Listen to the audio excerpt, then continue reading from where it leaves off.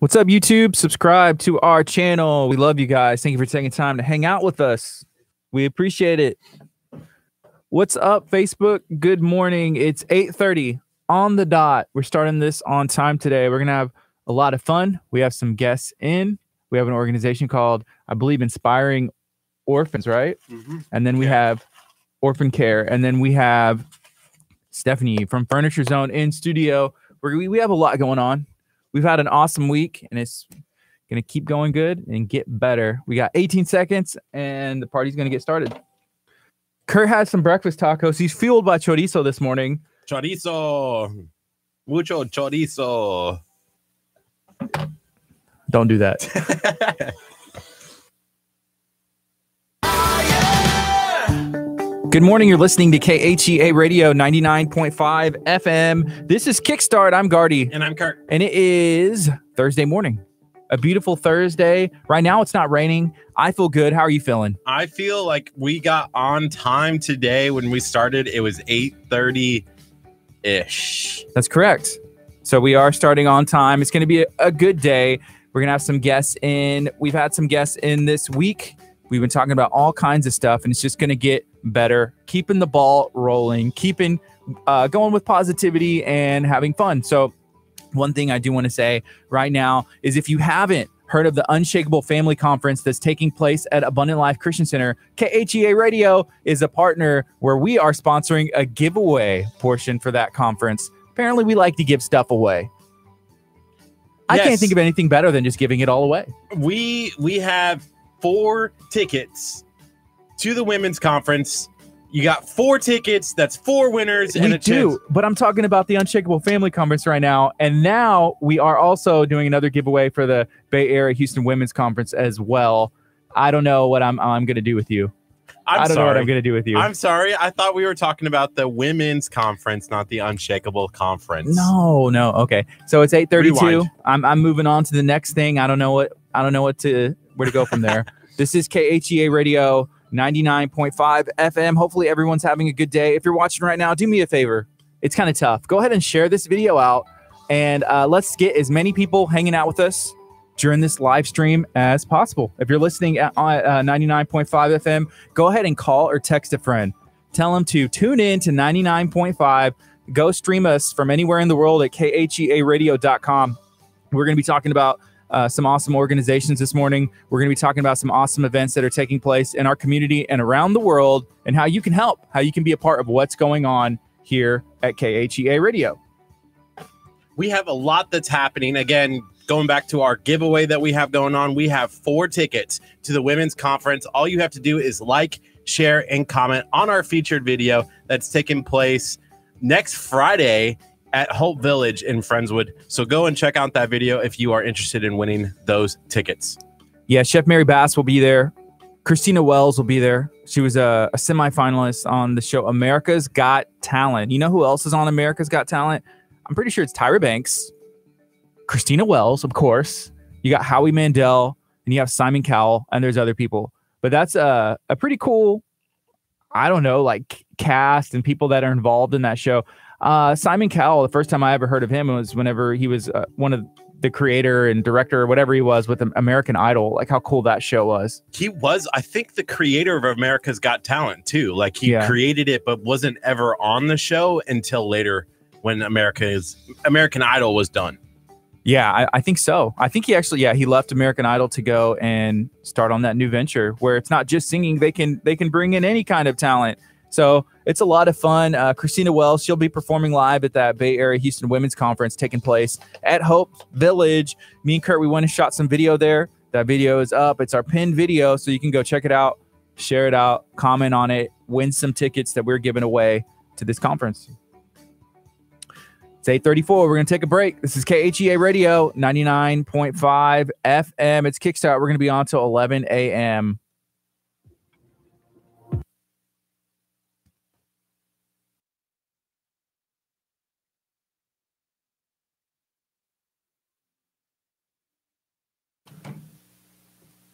So what's everybody up to today?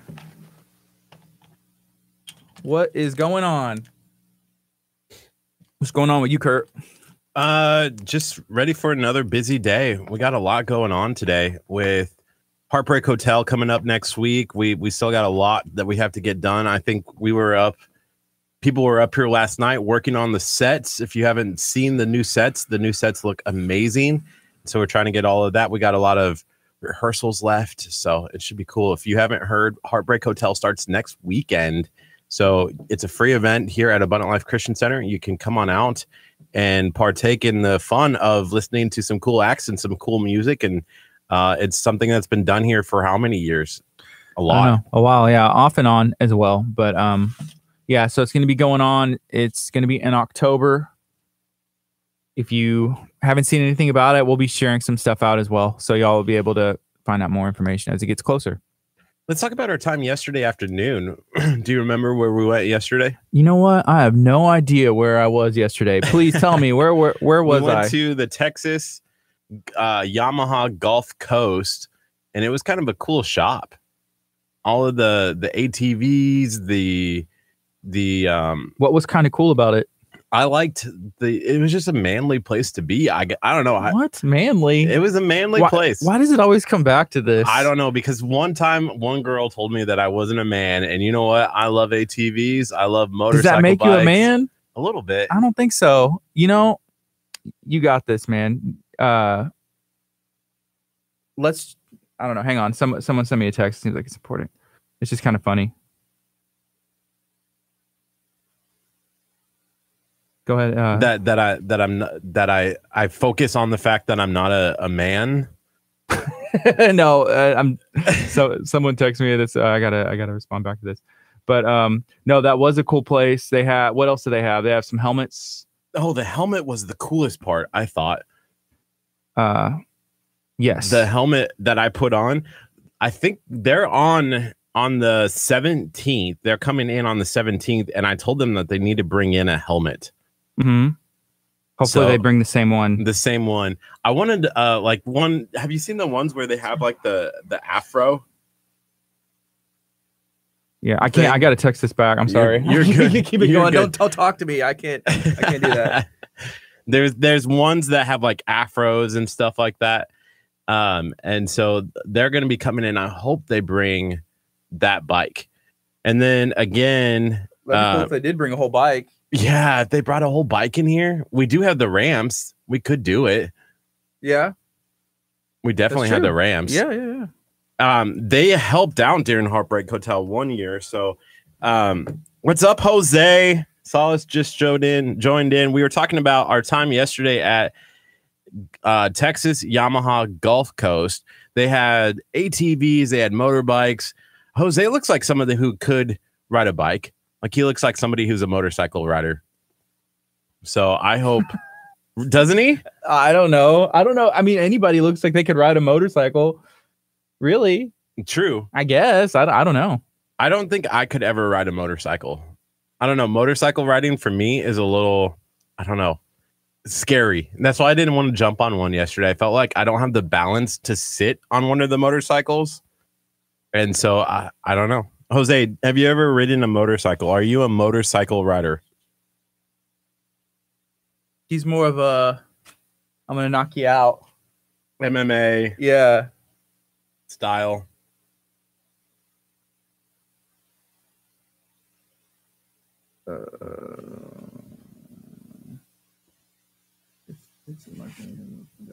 Yeah, someone had just asked me about the women's conference, so I sent this. They wanted some information on that. So they should listen to the show. We talked about it already.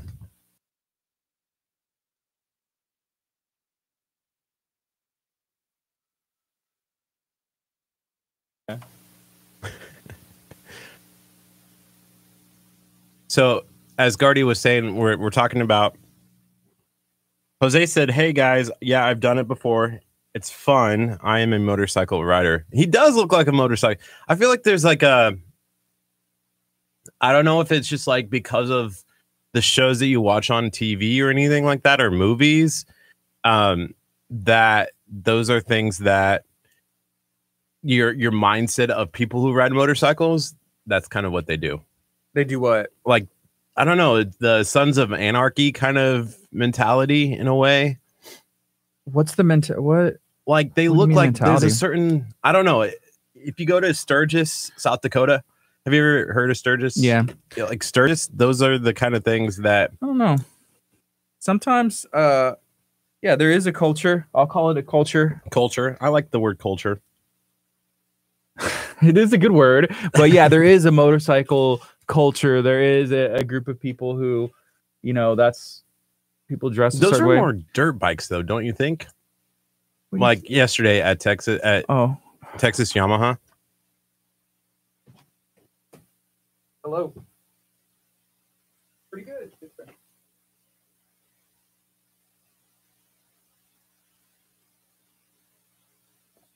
So Doug says, hey guys, thank you for what you do. My wife is the one who will be in to talk about orphan care this morning. We're super excited, Doug, to learn a little bit more about the orphan stuff.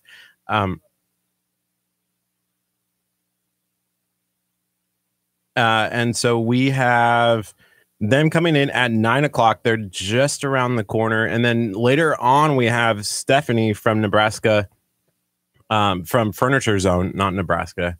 There's a Nebraska Furniture Mart that I used to go to when I lived in Nebraska. So Furniture Zone is the one here in Texas. So she's going to be in later on talking about it. She's a proud partner of KHEA Radio. We are going to be doing a giveaway video with Furniture Zone. We don't know when we're dropping that one yet. We have a bunch in the works. So what happens is people reach out to us and they say, hey, we want to do a giveaway. And we're like, okay, when can we go and shoot this? And so we shot a whole bunch. We have probably about 10 that we've shot and edited and ready to go, ready to be released, but we don't want to release them over the top of somebody else. And so they usually run for about a week or so.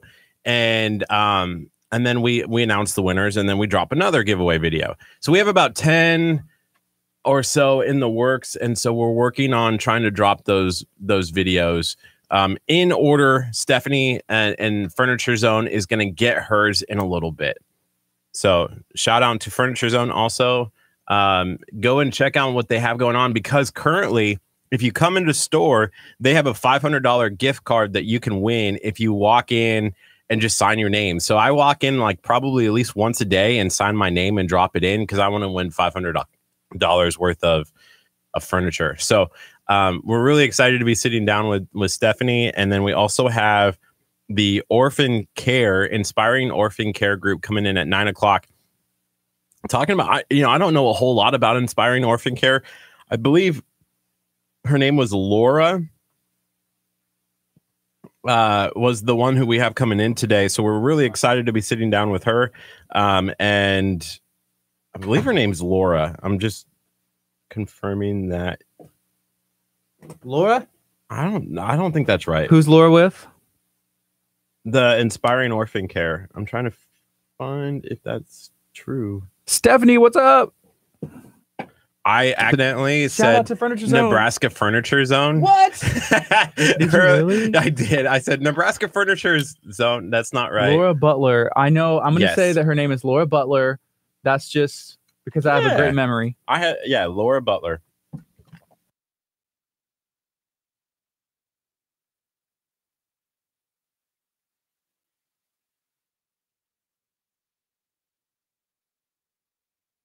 Okay. So, Stephanie, yes, we're going to see you in a little bit. We're going to be talking about Furniture Zone, how Furniture Zone got started. Not Nebraska Furniture everything else. Zone. Is there a Furniture Zone in Nebraska? No, it's called Nebraska Furniture Mart. And that's. But you know what? I feel like there could be a Furniture Zone in Nebraska. Let's make it happen. Let's see what we can do. We need to get another location. Curt.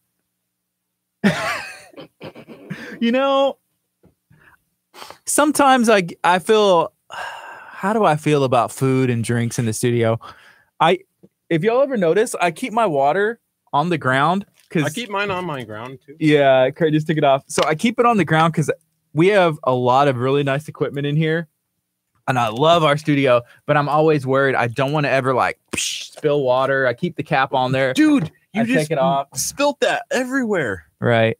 So as I look over at Curt, it kind of hurts my heart. When the taco drops out the end, I hate that. Like, that is the worst when the taco Kurt's like spill and drink spreads and like, open. There's taco everywhere. And he's like, oops. And then here's the other thing that kind of drives me nuts is how he does this. If it spills out, he just goes and wipes it on the floor. My heart, it's right here, like just breaks a little bit more. I hate when the taco, that is the worst part about eating a taco. Does this make me too much of a parent? Am I too much of a parent? My Curt needs some parenting. Point, man, just a little bit. Just a little bit. Uh-oh, Mark said she's going to be nervous. I don't think so. Maybe. But you obviously know her better than we do. But I think she'll do great. Maybe. We're going to ask her some really tough questions. We're going to get down to the tough ones. The people don't like to ask. I was watching some of some of the mayoral stuff in League City that they posted yesterday from I-45 Now, and then I was rewatching some stuff with one of the candidates that's running for mayor. Yeah. And there can be some tough questions. And that's what we're going to be asking. We're going to be asking the tough questions today to Furniture Zone. Yes. And all of them, like, just nothing's off limits. Why isn't there a Furniture Zone in Nebraska? Like, that should be the simplest and easiest question. What does it take to get a Furniture Zone in Nebraska? We want all 50 states. All 50 states. Yes. So that's going to be happening. It's going to be happening soon. We're asking the tough questions. Unscripted, uncensored. Some have even said unprepared. So dare I say? But it's going to be a fun time. So we're going to be talking to Laura Butler from Inspiring Orphan Care about some stuff that they have going on. And then there's a color run, which who doesn't? Curt, you've done a color run before, right? I have done. Yes, because we did one here at the church. We did one a long time ago. Okay. Our 9 o'clock is here. That must be Laura. We love it. GEB 601 Delaney Road, Pastor Hallam. All right, cool. It's in our calendar. Ready to go for tomorrow. Oh, Russ. What's up, Russ? Good morning. Hey, Russ ran cameras for us. That's what he said. He actually posted and he said, good morning, Curt. Thanks for my TV cameraman debut. Lots of fun. That is true. We had a great time with them yesterday. So our 9 o'clock is here. We're going to wait just a little bit longer. Do you want to go greet her and tell her to wait a little bit or bring her in? I'm happy if she comes in now. I'm fine with it. She can come in now or just go. I didn't see. Maybe she went. Give her a heads up and say, hey, we'll bring you in like 5 minutes. Yeah. Do you want to go on and talk about the Right conference this time? It kind of worked because we were talking about giveaways and I transitioned to another giveaway that we were doing. What? You said giveaways. We love giving things away and I transitioned to a giveaway. So it kind of worked. No. Curt likes to justify his mistakes. I do. Sometimes. I can see Curt justifies everything. Like I can see that he has a reason probably for like him eating his breakfast taco and then like throwing all the crumbs on the floor. Like, what's your justification for that? You can get it with a vacuum. But do you vacuum in here? And don't say yes. I always vacuum in here. Come on. When was the last time you vacuumed in here? I vacuumed in here. I vacuumed in here like multiple times. Yeah, so we vacuum our own stuff. But instead of vacuuming, what I like to do is just like not throw trash and crumbs and food on the floor because I feel like that's the best the best way to go about it. I could be wrong. What's up, Dustin? We need some Macdilla's Smoking D's Barbecue Fusion. That's what Dustin runs. If you haven't heard about Smoking D's, you need to listen to my words right now as I say, go check out Smoking D's Barbecue Fusion. Go get you some taco quesadillas. National Taco Day. Dustin, do you have anything brewed up for National Taco Day? Hey, but you know what else? Yesterday was National Boyfriend Day, I saw. And I saw somebody had posted something and they said, why does there have to be a national day for everything? Like, is it a little ridiculous? When are they going to have National KHEA Radio Day? It's every day. It is every day. It should be every day. Should be. But it's not. And is this like, who makes these things up? It's National Taco Day. I've never heard of National Taco Day. I mean, I live a taco lifestyle. So for me to say one day, oh, this is a taco day, I'm going to have a taco. No, sir. This is taco life. This isn't a game. This is my life. How I choose to live my life. Taco. Just have a taco. Do we tell people or keep that a secret? Let's keep it a secret. Let's see how it runs. We made a new Facebook group. Dustin said, when is there going to be a National Brisket Macdilla Day? That's a good question. I think that should be every day. I don't know who you have to talk to, but there's somebody out there who makes up all these national days. Maybe we can get President Donald Trump to send out a presidential alert that lets everybody know it is National Brisket Macdilla Day. Did you find out why you didn't get one? I didn't get one. So if the world was on fire and everything was going bad, and the only way to get in communication was the national alert. I know why I didn't get one. Because I have it. He has my number already. And so like, since we talk at times, he just usually will send me some up like beforehand, you know? So thank you, Mr. President. Or were you not good enough to get one? That could be it too. I don't know. Like, I just figured I thought only like the great people got it, and the other people who didn't get it weren't good enough. Maybe so. That could be it too. So my wife said River is excited for Taco Day. River's my daughter. I bet she is. River can knock out some tacos. She had a taco yesterday. She actually had two, or she had one taco and one just the tortilla. So, Kurt, I said we bring our guest in. I want to get her in. Yeah. Okay. And I have to apologize for my Kurt over here. For what? Just making our guest wait out there. I was like, hey, bring her in. And you're just like, make her wait. Hey, make her wait. Our time is important. Yeah, it is. I want to learn everything that I can about what they have going on. I know what it is. What is it? You just wanted to sit in the comfy chair for a little bit longer. We like to give our guests the comfy chair. Kurt, you know how I guess whenever I had to walk out, I had a phone call I had to take and some other stuff that I had to give some information on. But Kurt, when I came back in, Kurt was talking about like, he looks like he could ride a motorcycle, and he was talking about like culture. Kurt's kind of like a chameleon. One day he dresses like he's gonna be like a hipster. One day he dresses like he's like a 16-year-old. The next day he dresses like he's planning to play on the PGA Tour. The next day he dresses like he's gonna be at the beach. The next day he dresses like he's like a hippie. It's interesting. But when he goes out, he goes all out. Like the outfit, head to toe. Like he's a chameleon. He just molds to his environment. Whether he's in Nebraska or here, I guess. I don't know. Hello. Good morning. My name's Gardy. Hey, Gardy. Butler. Laura Butler. Nice to meet you. Well, I heard it's National Taco Day. So. Yeah. National Taco Day. That's what they're telling us.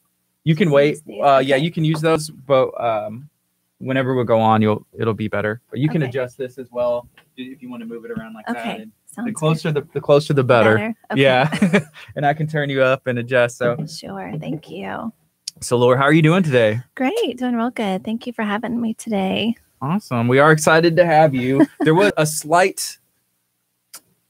almost a slight panic. So last night, what happened? Last night, I saw a comment that we got KHEA Radio got tagged in something that said, "Hey, we're excited to come in with a color run," and I was like, I was looking at the thing. I was like, okay, I know we're talking to them. I know we're talking to them. I was like, did we mess up?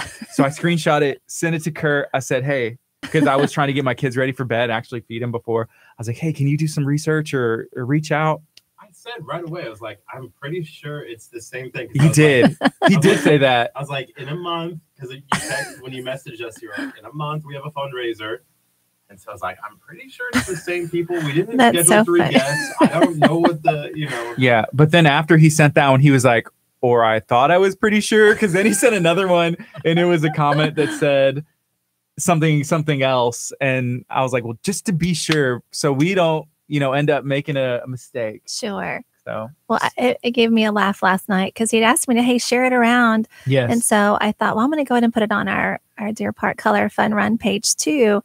And then I thought, oh my gosh, he's nervous that it's somebody random is coming in, but we're excited. So thank you for double checking though. Yeah. Because I will say this, there have been times that we have not double checked and we're like, even to confirm like, hey, you're coming in, in 2 days or tomorrow. And then sometimes, they forget or people are busy, and we, yeah. Well, I felt bad for having to reschedule, but I'm glad it worked out. Mm-hmm. So thank you. Yeah, we are too. Before we get too far, this. Oh, that's awesome. Hey, Russ, Russ, is today your birthday? how old are you, Russ? Russ is like, You didn't tell he's me at all 29. last night. Russ, happy Russ went birthday, in Russ. entire service? Russ is one of our good friends. He hangs out whenever he can. He works for West Columbia Police Department, and well, at least Facebook. If Facebook is telling the truth, it's his birthday today. So happy birthday, Russ. Yes, happy birthday, Russ. National Taco Day and your birthday. Can today get any better? And I we don't have know. Inspiring orphan care in studio. I mean, it's a great day. Yes. Oh, That's awesome. I wonder how old he is. Well, Facebook said, I don't trust Facebook. that's why I said Always- 29. I have my issues with Facebook and trust issues with them. Yes. Some days I don't. Facebook page is getting blown up. A little bit. So Russ is 63. Happy birthday, Russ. We appreciate you and thank you for all you do in the community, and you're awesome. So it's Taco Day, Inspiring Orphan Care. That's the name of the organization. it is. It's kind of actually our tagline. The big kind of title is Honestry Foundation. Okay. It's a foundation that we started about a year and a half ago, kind of in memory of our daughter, Honestry, which is our daughter we adopted last year from Haiti. Okay. And so Honestry Foundation is the name of the nonprofit. And then the tagline is Inspiring Orphan Care, because our mission is to inspire people to help with the orphan crisis as well. So either through adoption or through supporting families on the road to adoption. So as far as whenever I think, and we had an organization in here the other day called, what's the birthday one? The Birthday Joy. The Birthday right. Joy. And what they do is they go to like group homes and they throw birthday parties like, once a month, and these different ones in our community. And I had mentioned to them, like, because you hear like orphanage or like, and I was like, man, do they even have orphanage? And they said, well, there's foster homes. Sometimes there's group homes. But as far as orphans go, are these kids that are from here? Are they kids from all over the world? Yeah, our grant program is for anybody who's adopting internationally or domestic. Okay. So yeah, they can be going through the foster to adopt program through the state. They can do a private adoption Mhm. through an agency or an international adoption. So I got you. So when you say grants, what does that mean? No, that's a great question. So through fundraising and donors, we just basically gather money every year, and they have to apply for the grant. We Mhm. take applications in, and then our board will sit down and kind of pray over the applications, and then we'll pick, depending on the money that we've raised that year, we'll be able to pick as many grant recipients. So How much does it cost if somebody wanted to adopt? Like, how much does that cost? And that's a great question. So anywhere between $30,000 to up to almost $50,000. Wow, So- and that's a lot of money. It is. What do those funds go towards? Like, who are you paying? Like, who's getting Well, money? I wish I could say that with our situation, a lot of it went to the orphanage, but unfortunately it didn't. Just the agency that's involved, there's a lot of government hands that it goes through on our side and their Right. side. All the lawyer fees, the travel Right. to back and forth to the country that you're adopting from, and even the travel to get family members to show up in court in a third world country is very challenging. And so it's just, there's so many steps. There's so much paperwork. Right. Our paperwork was probably this high. We adopted, from Haiti, and that was a challenge in itself. It took 3.5 years for our adoption to finally happen. Wow. And so, yeah, it's expensive, and I wish it wasn't.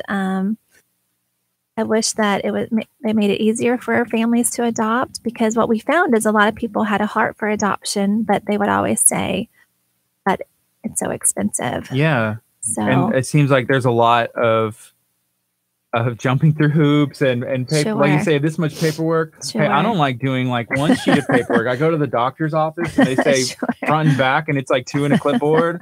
Like, come on, I was just here like 6 months ago or something. But it seems like it should be easier. Really keep it. Will they? You have to answer the same question every time. Yeah.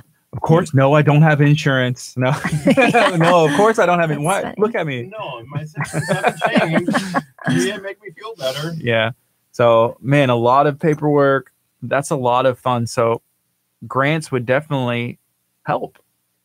Well, and we also found people on our journey that would say, you know what, I don't feel called to adopt, or I don't want any more children, or maybe I'm too old to adopt, but I would love to be able to buy a t-shirt or Mm-hmm. go to your event to help it. So I kind of just had that on my heart for a while, and I went to my husband, who's real supportive, and I just said, honey, what can we do? And he said, well, what do you want to do? And I said, well, what if we raise money to help kind of connect the two, where you have the families who want to give, and then you have the families who want to adopt. And what if we kind of put those together and be able to give sizable grants to be able to help families? Because I just never want money to be an issue. If you have a heart for adoption and you have room in your home and in your heart, then I don't want money to be the only reason why you won't go through with adoption. Yeah. And I feel like for probably a lot of people, that would be one of the... It is. I mean, that's the major factor, because you can do paperwork.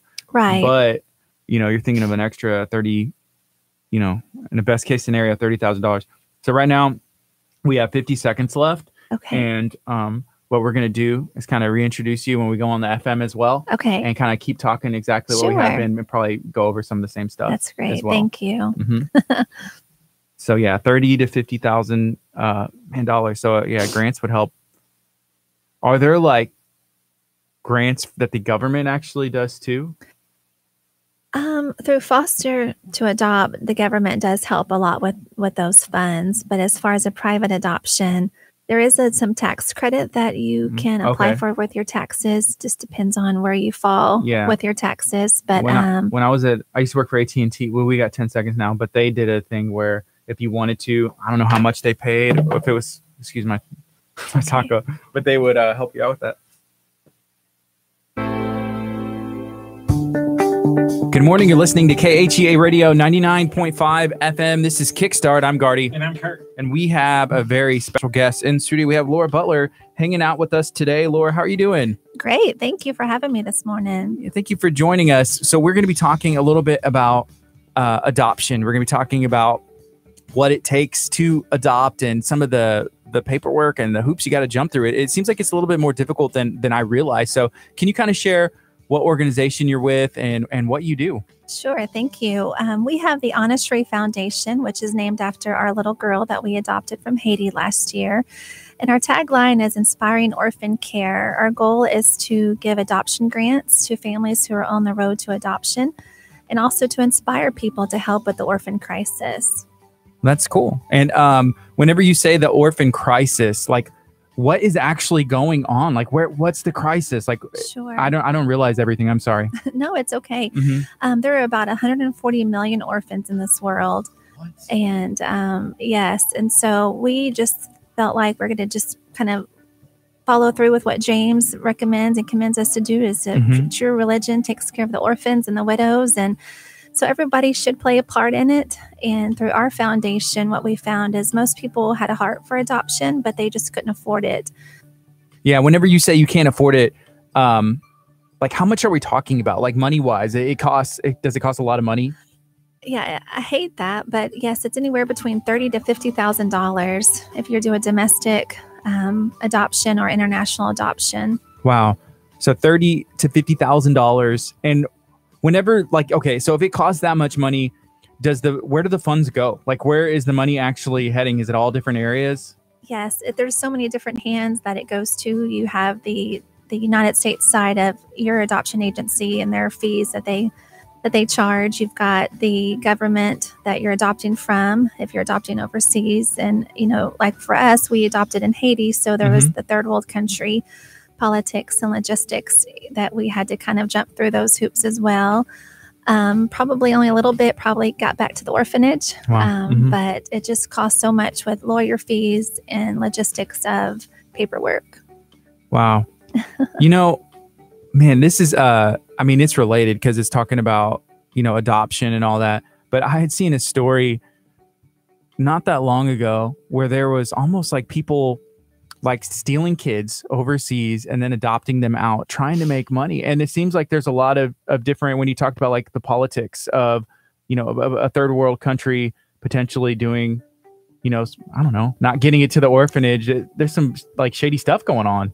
Well, and unfortunately, you're absolutely right. One of the things that we made sure we did is to join a country that was under the Hague Convention, which is the international adoption laws. And so that allowed things like that to not happen. Yeah. So we knew that this was going to be a legitimate adoption and it wasn't going to be any type of some weird under stuff. the table type thing. Because obviously the goal is to keep children with their families. Mm-hmm. But like we know that sometimes those aren't the best thing. And so Yeah. What do you think, Curt? Well, one of the things that I had a question for is, when we did have the Birthday Joy program in here, they were talking about how they helped serve 1,000 kids in this area. A year. Yeah. A year. Is that how high is the number in our area where people are needing to be adopted and find a home? Sure. In the United States, I think there's about 100,000 children who need a home. And, I don't know the statistics for our area, but I do know that there are more than what we think there are. I don't think it's advertised as much in Lake City or, Right. Dickinson or Galveston. I do know there's a lot of organizations that are helping kids and helping to keep families together. I volunteered with CPS a couple years ago, and, the goal is to Get them back together. Yeah. And so many people, despite, there's so many different circumstances that would cause issues like that. But, a lot of it's just education and helping families and, be able to parent better and things like that. Right. That's what, keep mentioning the Birthday Joy, but that was the last time that we had somebody and we were kind of talking, along the same lines. So they said there was a group home. And when I think of, when they describe the group home, I'm like, okay, kind of see what that is. But there's one in Galveston, there's one in Liverpool, and there's one in Houston that they go to and they do their events at, and kind of show some positivity to the kids, show something that they don't normally have. Because, these kids don't have a stable environment, and they need help. They need homes. They need people like yourself, and people like the Birthday Joy. And we like to try and spread some awareness because, we don't realize what's going on. That's why we ask so many questions, and hopefully, that's okay. No, absolutely. And really, there's so many kids that need a forever family and a forever home. And even when they get older, there's this gap in time too, where once they get to be 17, 18 years old, but I heard a great story this weekend on the college football about a 21-year-old who had kind of been fostered with their family, and they finally adopted him. So it's never too late. Everybody wants to have that home and that family feeling too. So what's the best way, for us to kind of help out you guys? Thank you for asking. So what we do is we fundraise throughout the year. We have T-shirts that we sell. We have a great little night at Kendra Scott that, she's so generous as well. And so our big event is coming up in November 3rd. It's the Deer Park Color Run, Chalk It Up for Charities. And it's a color fun run where it's a 5K run or walk. It's in Deer Park, Texas, which is in Dow Park, is where we'll be at. And okay. So that's cool. That's probably our biggest fundraiser that we do and raise money to be able to support the adoption. That's grants. cool. Color runs, they're fun. I haven't done one, but I've seen pictures and I'm like, man, that looks like a blast. Because then you get to throw the colors. Everybody wears the wall. You get the shirt, and it's a lot of fun. So that's a good cause. That's in November. Yes, sir. It's November 3rd. So you also mentioned Kendra Scott. So that's a jewelry brand, right? Uh-huh. So what do y'all do? How does that work? So Kendra Scott is very generous. She will bring in a nonprofit once a month and be able to give 20% of the proceeds that evening to the nonprofit. So of all the people that come in the store from 6 to 9 o'clock, she'll write us a check. That's cool. Yeah. There's one in Baybrook Mall. Is that the one that y'all That's do? where we had it. We had it back in August and raised a good amount of money. So wow. Very nice. Curt, have you ever heard of Kendra Scott? I plead the fifth on if I've ever been to Kendra Scott. Really? I plead the fifth. Have you seen it? Can you at least admit that? I don't go every weekend. I promise. I promise. Wow. I promise. Well, they've got good jewelry. If you have a woman in your life, they have really good quality jewelry. I don't wear it either. I promise. It's close to Salada, right? Yes. Yeah, it's out there. Yeah, close to Salada. So, man, y'all need to have one of those. Have one of those again. That'd be cool. Thank you. And then you have to let us know so then we can let our people know. Mm-hmm. Or me. so I can go get my jewelry for cheaper. Well, not for cheaper, but at least it it's kind of going for a justifies. good cause. Yeah, It's a good cause. Yeah, same thing. In my opinion. Sure. That's how I have to justify it. Okay. In my head. It's 9:10. You're listening to KHEA Radio 99.5 FM. If you have any questions, you can ask on our social media streams. We're streaming live on YouTube. If you're not following us on YouTube, go ahead and subscribe. If you have a Gmail account, you have a YouTube account. That's it. That's as easy as all that. of our videos are up there. You can catch past shows. It's easy to search through all of the videos that we have, and all of our giveaway videos are up there. All of our past lives where we go out into the community are up there. It's a pretty cool page. Yeah, and then obviously if you're watching on Facebook, make sure that you do like and share out this video. We want to get as many people in the know about what's going on with this organization here today, and make sure you like KHEA Radio on Facebook. Can we get a flood of like heart emojis? Maybe just hit that heart button. Do it. If you're watching on your phone. Yeah. Hit that heart button just so that we can show our guest today some love. Yes. This is KHEA Radio 99.5 FM. This is Kickstart. We're going to take a quick look at the weather, take a break. We will be back. We're going to keep the fun going, keep the learning going. We like to learn something every day. This is KHEA Radio 99.5 FM. This is the KHEA Radio Kickstart Weather Center, brought to you by Texas Chronicles, History, Mystery, and Adventure with Curtsy, the Corn, Casper. It's currently 79 degrees right now in Lamarck, Texas. It is going to be cloudy for the most part this afternoon. 7 o'clock is your sunset. Your sunrise tomorrow morning is 7:14 a.m. Friday, your high is 85, and the chance of showers and thunderstorms Saturday, 85. And that's about your weather for the next couple of days. You started that weather so fast. I know. And then I was like, wait, I don't have anything to say. I need to slow down. You know what you sounded like? You sounded like you were an announcer, like for a baseball team back in the 30s. Like, oh, up to the plate. Coming up. Yeah. This is KHEA Radio 99.5 FM. KHEA Radio. Hey, look at those flood of reacts. I love it. There they are. I love the heart emojis. If you are watching, you know the best way to help KHEA Radio? You don't know the best way? Hit the share button. Because the more you share this video, the more that you share our page, the more that you invite all of your friends to like KHEA Radio, the more our bosses get excited. And we get to keep our jobs for at least one more day. Taco's the boss. And Taco is the boss. We answer to the Taco. Yes.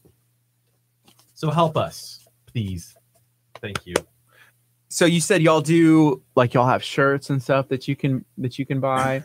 Yeah, absolutely. We have a little line of t-shirts that just say "Defend the Fatherless" or "The Spirit Lead Me Where My Trust Is Without Borders." And we just had a new one made, that "One Less Orphan." And so they're just $20. And we actually, all the money raised, we had a generous donor kind of pay for the t-shirts for us. So we're able to, all the money raised go towards adoption grants. Do you know where you got them printed?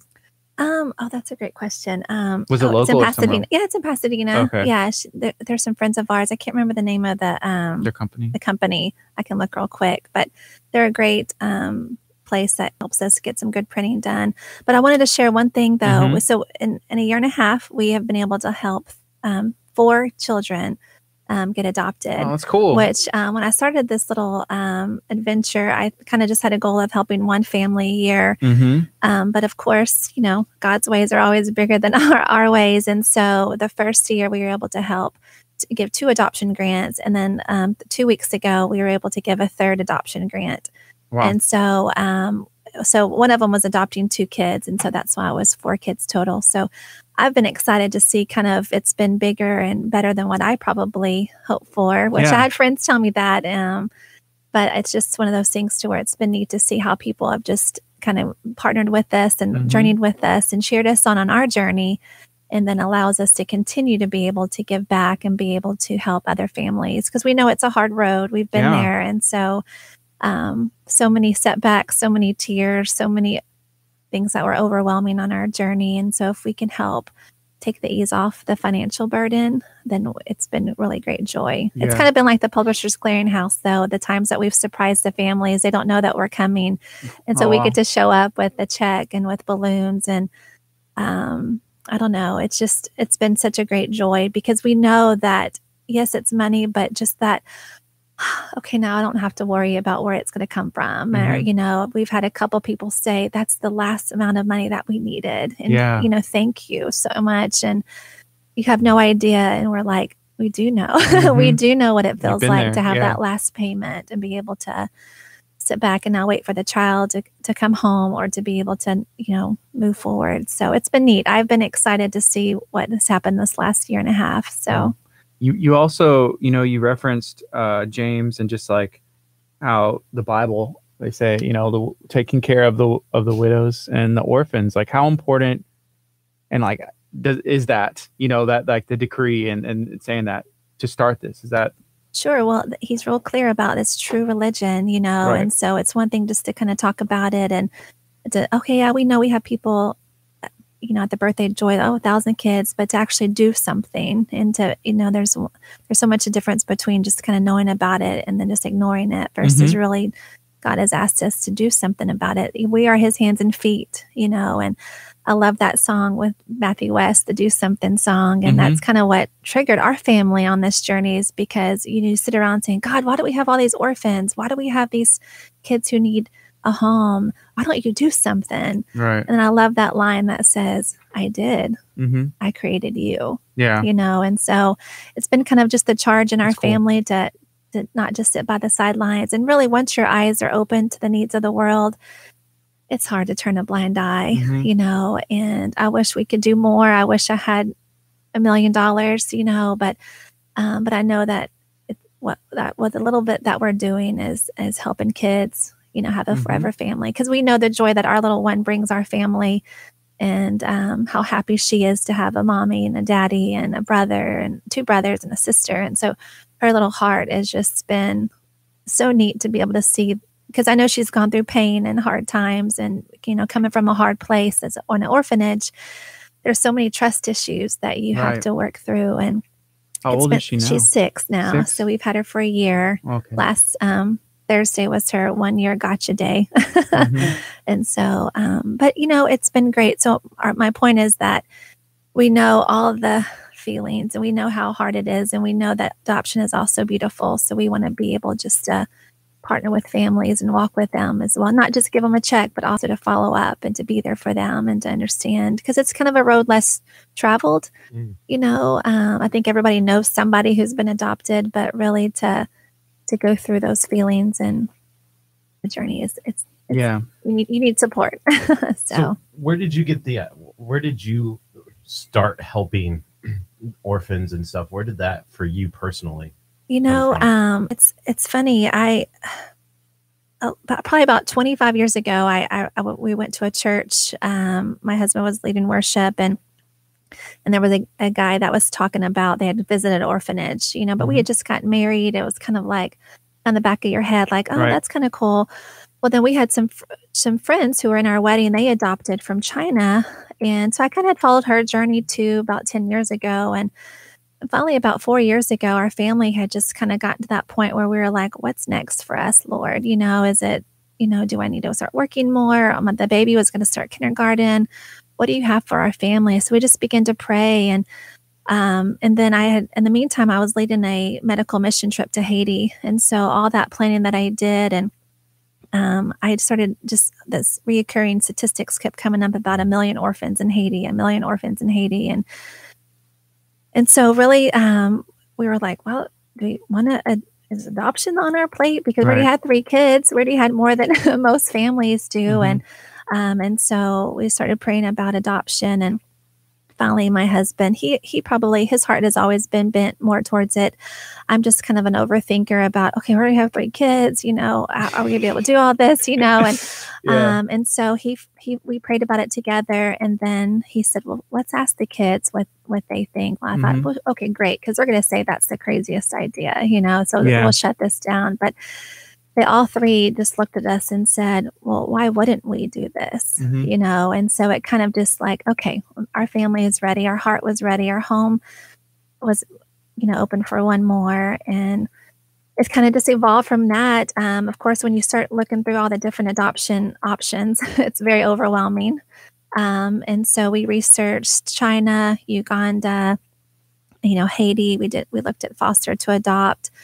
here domestically. And it wasn't until, again, in the meantime, I'm just preparing that medical mission trip to Haiti. And then all of a sudden, my husband, he's a worship pastor, and he said, "Do you remember that song that I wrote about Haiti about 3 or 4 years ago?" Because our church had gone and did water wells before the earthquake. And so I was like, well, yeah, I think so. I mean, so he ran out in his music room, got the lyrics of his song. And when he brought it in, he just read the first line and he said, "Look into the eyes of a little, Haitian girl." We just were like, okay, wow, this is such a beautiful just reminder of what God had planted Haiti in our hearts just years before. And so we just felt like that was kind of like the, you pray for the sign, the red sign. That was it. Yeah. That was it. So we started looking through Haiti. And of course, between us, I think God picked the hardest country to adopt from. Yeah. But we knew that, he equips the call, and we just thought, okay, we'll take one step forward. And they kind of said, "Oh, it might take a couple, 2 or 3 years." And I was like, no, it's not. No, it's not, and we have favor. We're going to get it like in 18 months, but the Lord taught us a lot on that journey. And so sorry to ramble, but this is all. That's kind of how we just stories started thinking about adoptions and helping other people. So I was thinking whenever, like the homes in Galveston, like the group homes, and then, we're mentioning all the kids that are around the world, millions and millions of kids who need homes. And, in your research and what you have seen, is it easier for kids to move away from where that, like if there was a child here, like in Galveston, like for them to go somewhere else to get like a fresh start and get away from? Sure. Does that make sense? Yeah. I don't know if it's better. I think children, no matter if you're, move down the road or move across the ocean, there's so many things that has to play into their trust and adjusting and bonding. I think those were kind of the top 3 or 4 issues. Now with our little girl, we had a language barrier. and culturally things are a lot different in America versus Haiti. So she had to learn quickly the language and be able to, understand the culture. So, obviously it would probably be easier for somebody that was born in the States, just, stay in the States and things like that. But the biggest thing is just re-healing the brain, from trauma and being, basically abandoned in some cases. And so I think that's the issue versus maybe where you go. Yeah. I hate that she's lost some of her French, and things like that. The culture, I would still want to embed that into her because that's who she is. And so we do plan on taking her back. And we always talk about Haiti, and we actually probably know more French than she does now because of what she taught us a year ago, but then she forgot it, So we try to talk a little bit with her and talk of Haiti and how beautiful it is and what a beautiful country and people there are. And so, the culture is definitely a big part of it when you're going back to your question. So, I was just thinking, because like, even if because all these kids, I guess it's different situations. Either their parents were not able to take care of them or did not want them. And maybe if they remember any of that, or it's like, hey, they're out one day with you and it's like, is that my mom? Like, it's just like, I was just thinking like, hey, to have them somewhere else. Oh, sure. Just, I guess everyone's unique. No, there's a risk. There's definitely a risk. But don't forget too, orphans also, because of death in the families and things like that. And so it's not always families, don't want them. It's just either they've made poor choices or there's been deaths. Like in our case, the maternal death rate is over 50% in Haiti because of the infection and things like that. So, and poverty and things like that. So I do know what you're saying though about the fear of somebody knocking on your door or you run into somebody. But the best thing for children is to have an open adoption. They've shown so many research articles and people talk about how the more open you can be about it, the better they do. So really, if there was a scenario where birth mother or birth father lived down the road and could have an open adoption, that is the best thing for the children, so. Yeah. Because if you don't talk about something, then it means it's secret and bad. And so what I've seen with adoption is that you've got to over talk about it. You've got to overly be open to, having some of the birth family involved if both parties are willing. Of course, you have to set boundaries and things like that. But I know what you're saying. It would be kind of hard to say, does my family live around here? But the goal is to fill their brain, show them love, and to provide that safe place for them. So, do you live in Deer Park, like around that area? It's funny. We actually were from there. We both graduated from Deer Park High School, and but the last 5 or 6 years we moved to Lake City because my husband's full-time job in Galveston. He's an administrator there at UTMB. Cool. So he still leads worship in Deer Park.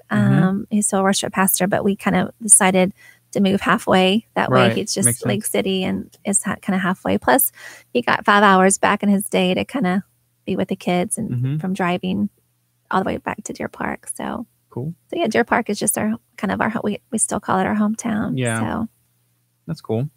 So you said you have 3 other kids. We do. So my daughter is 15. She's about to start driving at the end of the month, which is crazy. I'll be 16. And then our son is 7th grade. Our other son is in 4th grade. And then our little girl, Anna, she just started kindergarten. So it's been great for her because she's such a sponge, and do they all go to like Creek CCIC? Yeah, okay. we're zoned to the education village there. Awesome, yeah. So that's one of the things that when the Birthday Joy program was in, that kind of shocked, I guess, Gardy and I was, again, the sheer number, like they said, 1,000 kids in our area. Well, 1,000 kids that they help specifically a year. Yeah. There's more, there's other group homes and people that are in foster homes that we don't not know. aware of. Right. And I think, I don't know if it's like our area just turns a blind eye to it in a way, or we just do a really, like, I don't know, because it could be the kid, like they still go to school. Sure. They're not sitting at the orphanage, the whole time. They're going to our public schools. We just don't know it, Right. And I think that's one of the reasons why I was really excited to have you in studio today, was to kind of, again, we're shedding a light on an issue that I think our communities don't want to talk about. Well, it's not, I don't think it's that they don't, it's a education thing. People don't know. And that's why, again, like why we like to talk about it. Yeah. You don't know what to do. You don't know that there's like you said, the orphan crisis, and we don't realize, hey, this actually is a crisis, and people like you need to step up and keep stepping up. And, me too, and Curt too, and doing what we can to help you out and spread awareness. Well, even I heard a story about in the Seabrook beaches, there was 2 little boys that were living in a tent, and that's just right down the road from us, know. So I think you're right. I think, maybe the school does a great job of kind of, covering some of that, but I feel like it's important for us to just to spread the word of how we all can do something. Not everybody is called to bring in another child in their home for whatever reasons, and that's okay. Nobody should feel guilty that they don't have the heart to adopt, but we all can do something to help out and to be able to. Most people are bent towards a child, in need and wanting them to have a better life and things like that. And so, it's neat to be able to offer that for them as well. What? We did have a question on the feed. They want to know, do you have infant boys? Well, it's a little different, right? Yeah. Kind of explain what y'all do. Sure. What was the question? I'm sorry. They were asking about infant boys, but you're not it's not okay. No, that would be an adoption agency. And there's wonderful adoption agencies around even the Houston area that if anybody wanted to message me, I can always direct them to a couple that we recommend in the area, like Gladney Adoption Agency. Yeah, we're not an adoption agency. We just help families who have already done their home study, which is basically a fancy word for saying the state of Texas has, or whatever state you live in, has approved you to adopt. And so once they have their home study done, and they have references from their families and from friends and their pastors and things like that, then they apply for the grant. So our role is not to match children. Our role is just to help people that have already started the journey through an agency and help fund that adoption. And it's the transition to period too, right? So trying to help them with Absolutely. transitioning into being into your home from the orphanage, correct? Absolutely. What does the home study entail? Oh gosh. Well, it's funny, they want to come into your home, talk to your children, look at your home to see if it's a safe place, check for those safety precautions in your home. For us, it was mostly just a lot of asking to make sure the children were on board, because they never want to approve a family to adopt if there would be any type of hesitation from other family members and things like that. They look for make sure you have their fire extinguishers and things like that. Safety is a big deal, a safe place for a child to come home to and just to talk to you about kind of our social worker was actually just really friendly and just sat down with us and gave us kind of what to expect after we brought our child home. But I know there's some social workers who are very detailed oriented where you have to have the fire department come out to your home and check all your extinguishers and or what are they called? Alarms. Yeah, sorry. Smoke alarms, I couldn't think of it. Ours went off in the middle of the night this weekend, so I should remember. Glenda said she is interested in adoption, and thank you for what you're doing. So we had just kind of said, hey, if she is interested, she could reach out to you. Is that something she could do? Just I would love to answer any questions that she might have, because I know when we started the process, I had a billion questions, and so if it wasn't for a few people that I could ask, I don't know what we have done. So anytime, any questions, and sometimes it evolves too. You might have some questions, but then later on you might think of something else. So yeah, she can always message us with our Facebook page. And then if she's looking to adopt, then we can kind of give her some agencies that we've worked with or know about. We use Love Beyond Borders. They do a lot of international adoptions, but definitely locally, there's some great places too. Cool. That's really cool. How can people get in contact with you? Sure. I think you're tagging our Facebook page, and my phone number's on the about information part on that part. But Inspiring Orphan Care is the name of our Facebook page, and our email. I can say that it's Anna Cherie, and it's CHERI Foundation @gmail.com. We're also looking for places to come, share our story too. So if anybody has a ladies group or a luncheon or something, we would love to be able to share this with people. Because I think, again, it's just defending the fatherless. What can we do to help and to bring awareness to? And one of the other missions that we have is to share adoption stories. So every other Friday or so, we post stories of families that have adopted, because I believe through storytelling, kind of like even what the radio is, this is how we change the world, is by talking and sharing stories. And so our other mission is to just share adoption stories. And so if anybody has adoption story that they would like to share, now sometimes people are like, well, it's kind of personal or it's kind of a sticky situation, and that's fine. But we've had some really generous people just kind of share their hearts kind of about why they chose adoption, and then be able to just inspire people. Because if you've never heard a story about adoption, then you would never think about adoption. And so we also are collecting adoption stories to be able to share. And sometimes that's why I shared that one this week. And my friend had posted it about the football player, I think from Arkansas. And it's just sharing those good stories around about what's going on and how people, I kind of made that decision, because we all want to know, what made you, like you said, what made you want to adopt? Or, and ask those questions. And for us, you can ask us those hard questions that you kind of feel embarrassed about, because we know we had those same questions. And there's no dumb question, because it's a lot. So yeah, I think hearing any story will, make you have questions about that story. Like specifically, it's like, I didn't even know this. You hear a story and then you have the questions to ask you didn't even know you had. Yeah, like I didn't realize it costs a lot of money to adopt. That's why you're doing what you do to kind of help with financial burdens and get some people that's their desire. If money's what's holding you back, then it's weird to say, but God will provide. If that's put on your heart, it's going to be a way. Sure. And God's economy is so much bigger than our economy, know, and we didn't have a money tree for our adoption. We just, every time we had a payment, God just provided. And so it's been and I knew that was going to happen, because when we first decided to adopt, we kind of just had that budget talk, like, okay, let's look at our budget. How can we save more? What do we need to cut back on? And then the Lord said, do you trust me? Do Yeah. you trust me with your money? You know, because we always heard that saying the biggest nerve is from our wallet to our heart, right? Mhm.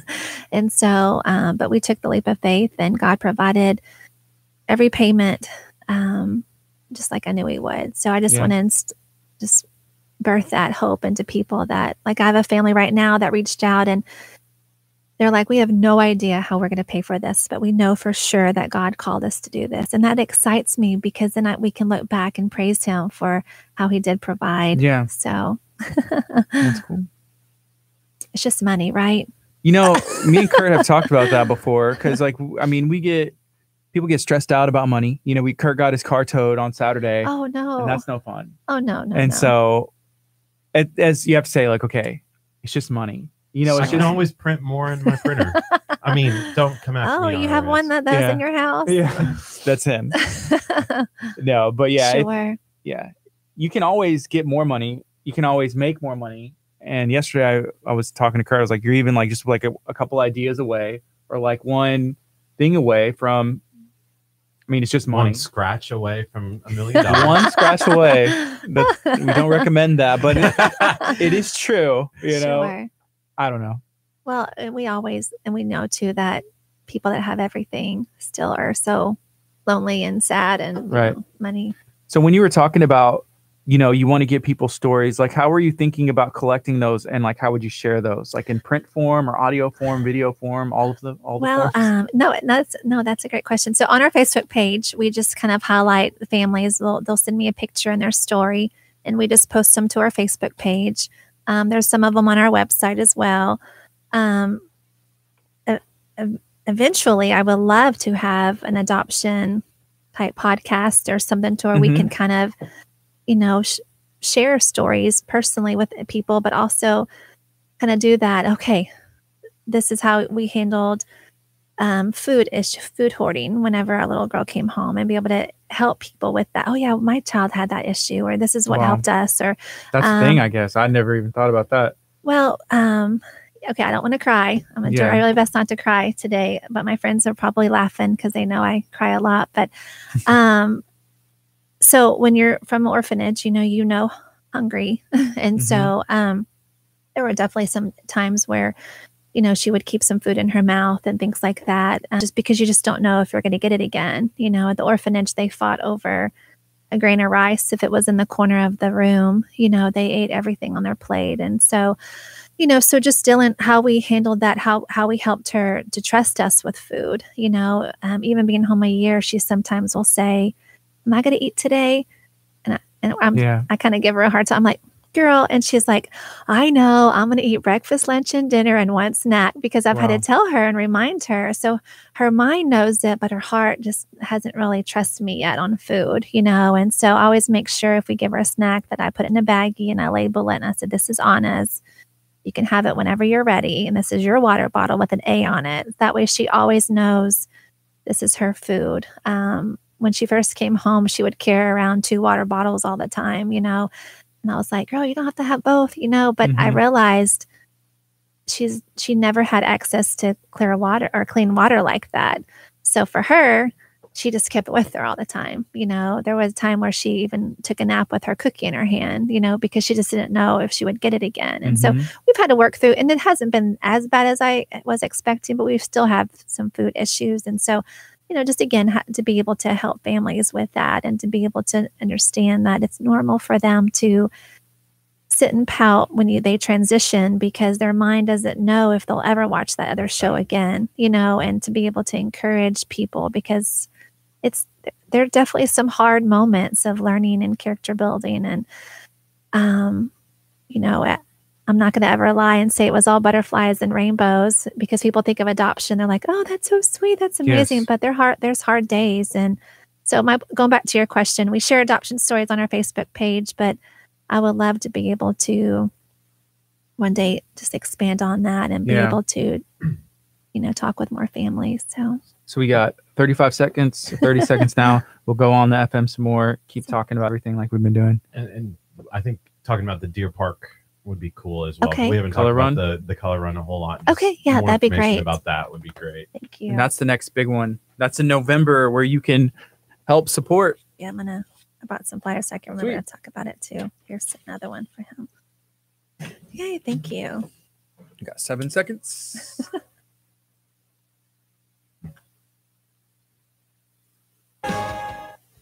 Good morning. You're listening to KHEA Radio 99.5 FM. This is Kickstart. I'm Gardy. And I'm Curt. And we have Laura in studio. We're talking about inspiring orphan care. We're talking about all the stuff that they have going on with their organization. How are you doing today? Wonderful. Thank you so much for having us today. Yeah, thank you. Thank you for being here. You know, we've learned a lot. We've been talking on our Facebook stream. We've been talking over the FM and everywhere else that they'll legally allow us to put our signal. Legally. Yeah, and I'm not going to go there. Yeah, so there is an event coming up in November. Can you kind of share a little bit of information and what is this event? Yes, absolutely. So we have a Deer Park Color Fun Run, 5K run and walk on November 3rd this year. And our tagline is Chalk It Up for Charities. We'll be throwing chalk on all of our runners and walkers as they do the 5K, and all the proceeds that we raise for that weekend will be divided between 2 charities, myself, Inspiring Orphan Care, and also Clothed by Faith, which is a great organization in our area who are helping clothe people in need. So yeah, it's a great event. This is our second one. Last year we had such a great turnout, and we're just looking forward to this weekend or November 3rd and just kind of what's going to happen with the fun run. That's cool. Are you a big runner or a 5K participant? Oh, geez. Well, I kind of hung up my running shoes about probably, I guess, 9 years ago after I basically barely got through the Houston Marathon. Yeah. And so after running 26 miles, I thought my time was up and I never had to run again. So, but I'll be there. It's a lot of walkers too, a lot of great families that bring their strollers out. And that's cool. That is impressive. Like the Houston Marathon is no joke. Yeah, 26 miles that's a long time. Well, so the story with that is you have 6 hours to finish the marathon and to get a medal. And so you want to know what my time was? What was it? 5:59:52. That's awesome. Hey, you did it. Barely. And they will never take that away.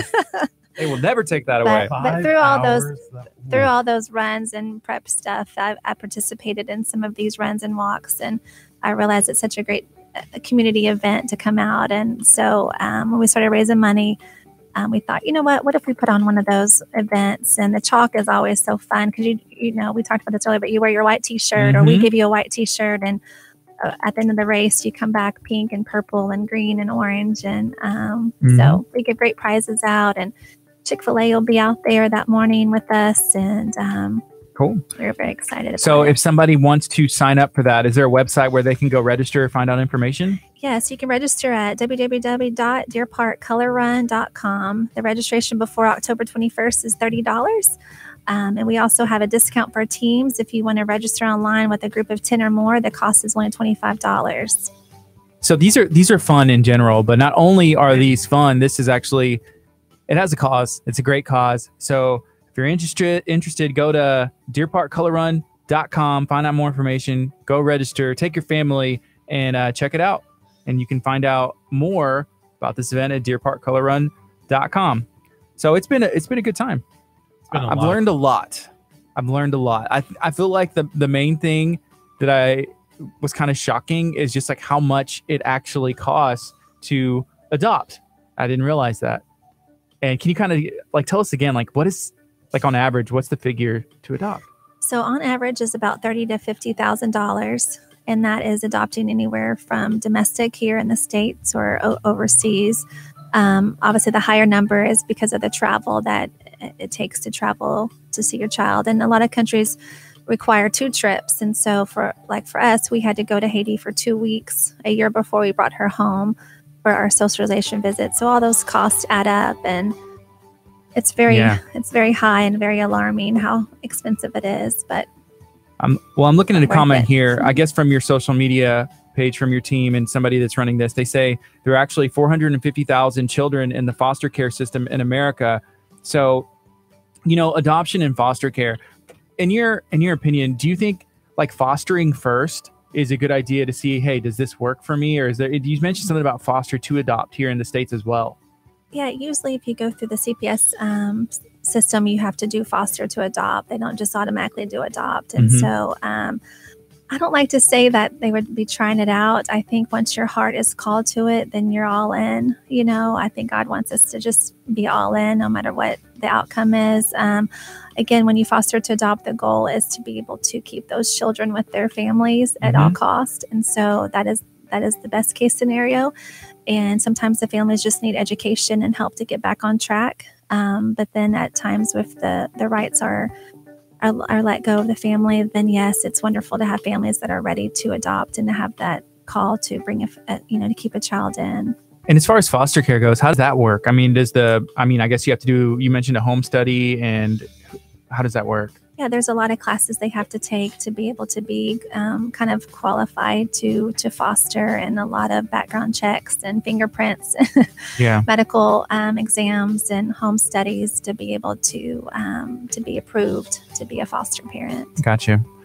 And what about, I mean, I hate to go back to it, but like cost, like what is the cost and stuff like that? You know, the state is very supportive of from what I've research with foster to adopt. At the end, though, when it comes to adoption, then there are some added costs for the attorney fees and things like that families are responsible for. I don't have the exact number through that way to adopt, but more of the domestic private adoptions and the international adoptions is what I'm probably know more about the financial part. Okay. Right now it's 9:46. You're listening to KHEA Radio 99.5 FM. We're talking to Laura. We're talking about inspiring orphan care, all the things that they're doing. Y'all did something with Kendra Scott, and that was cool. It's fun. She's such a great person, and kind of a give back. That's their tagline, is a give back. And all the proceeds that we raised that night, we got 20% of those. So one thing I forgot to tell you, we also do a baby bottle drive. And so a lot of organizations have collected change for us throughout a period of time. And that's been a great organization for like the Leos that are the Lions Club group, church groups be able to collect baby bottle drives, and Boy Scouts as well to be able to collect change to be able to help fund these grants too. That's been kind of fun to let the youth be involved. That's like cool. we talked about earlier, letting people know about the orphan crisis. And if you grow up in an area that doesn't have orphanages on the block, it's good to be able to educate and to tell people how they can help. Yeah. What do you think, Curt? Can you kind of tell us a little bit about, again, how can we help you spread the message, I guess? Because we talked a little bit earlier, like, you don't know that this is happening in our backyard, and it kind of is. Sure. You know, there's a lot of kids who still need to be adopted, who need to find a home. How can we help spread that message? How can we help you?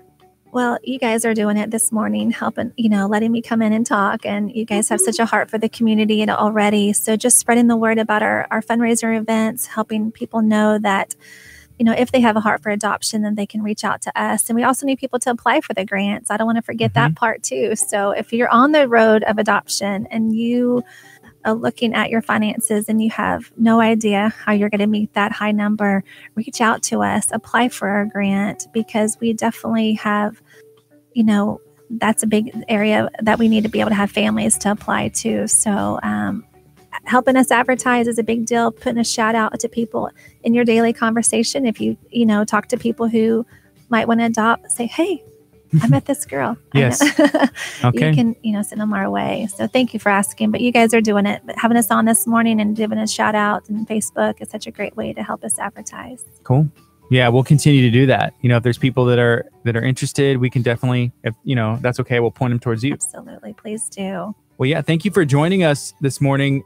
One more time before we kind of end this and take a quick break. Can you share, your website, maybe social media, how somebody can get a hold of you? That's great. Yes, you can get a hold of us on Facebook at Inspiring Orphan Care. And our website is inspiringorphancare.org. And I just want to remind everybody that 100% of the money we raised goes through the grants. All the administrative costs, we do those ourselves. And so I want people to know that their money, every penny that they donate to us, will go directly to an adoption grant. There's nothing that I get paid.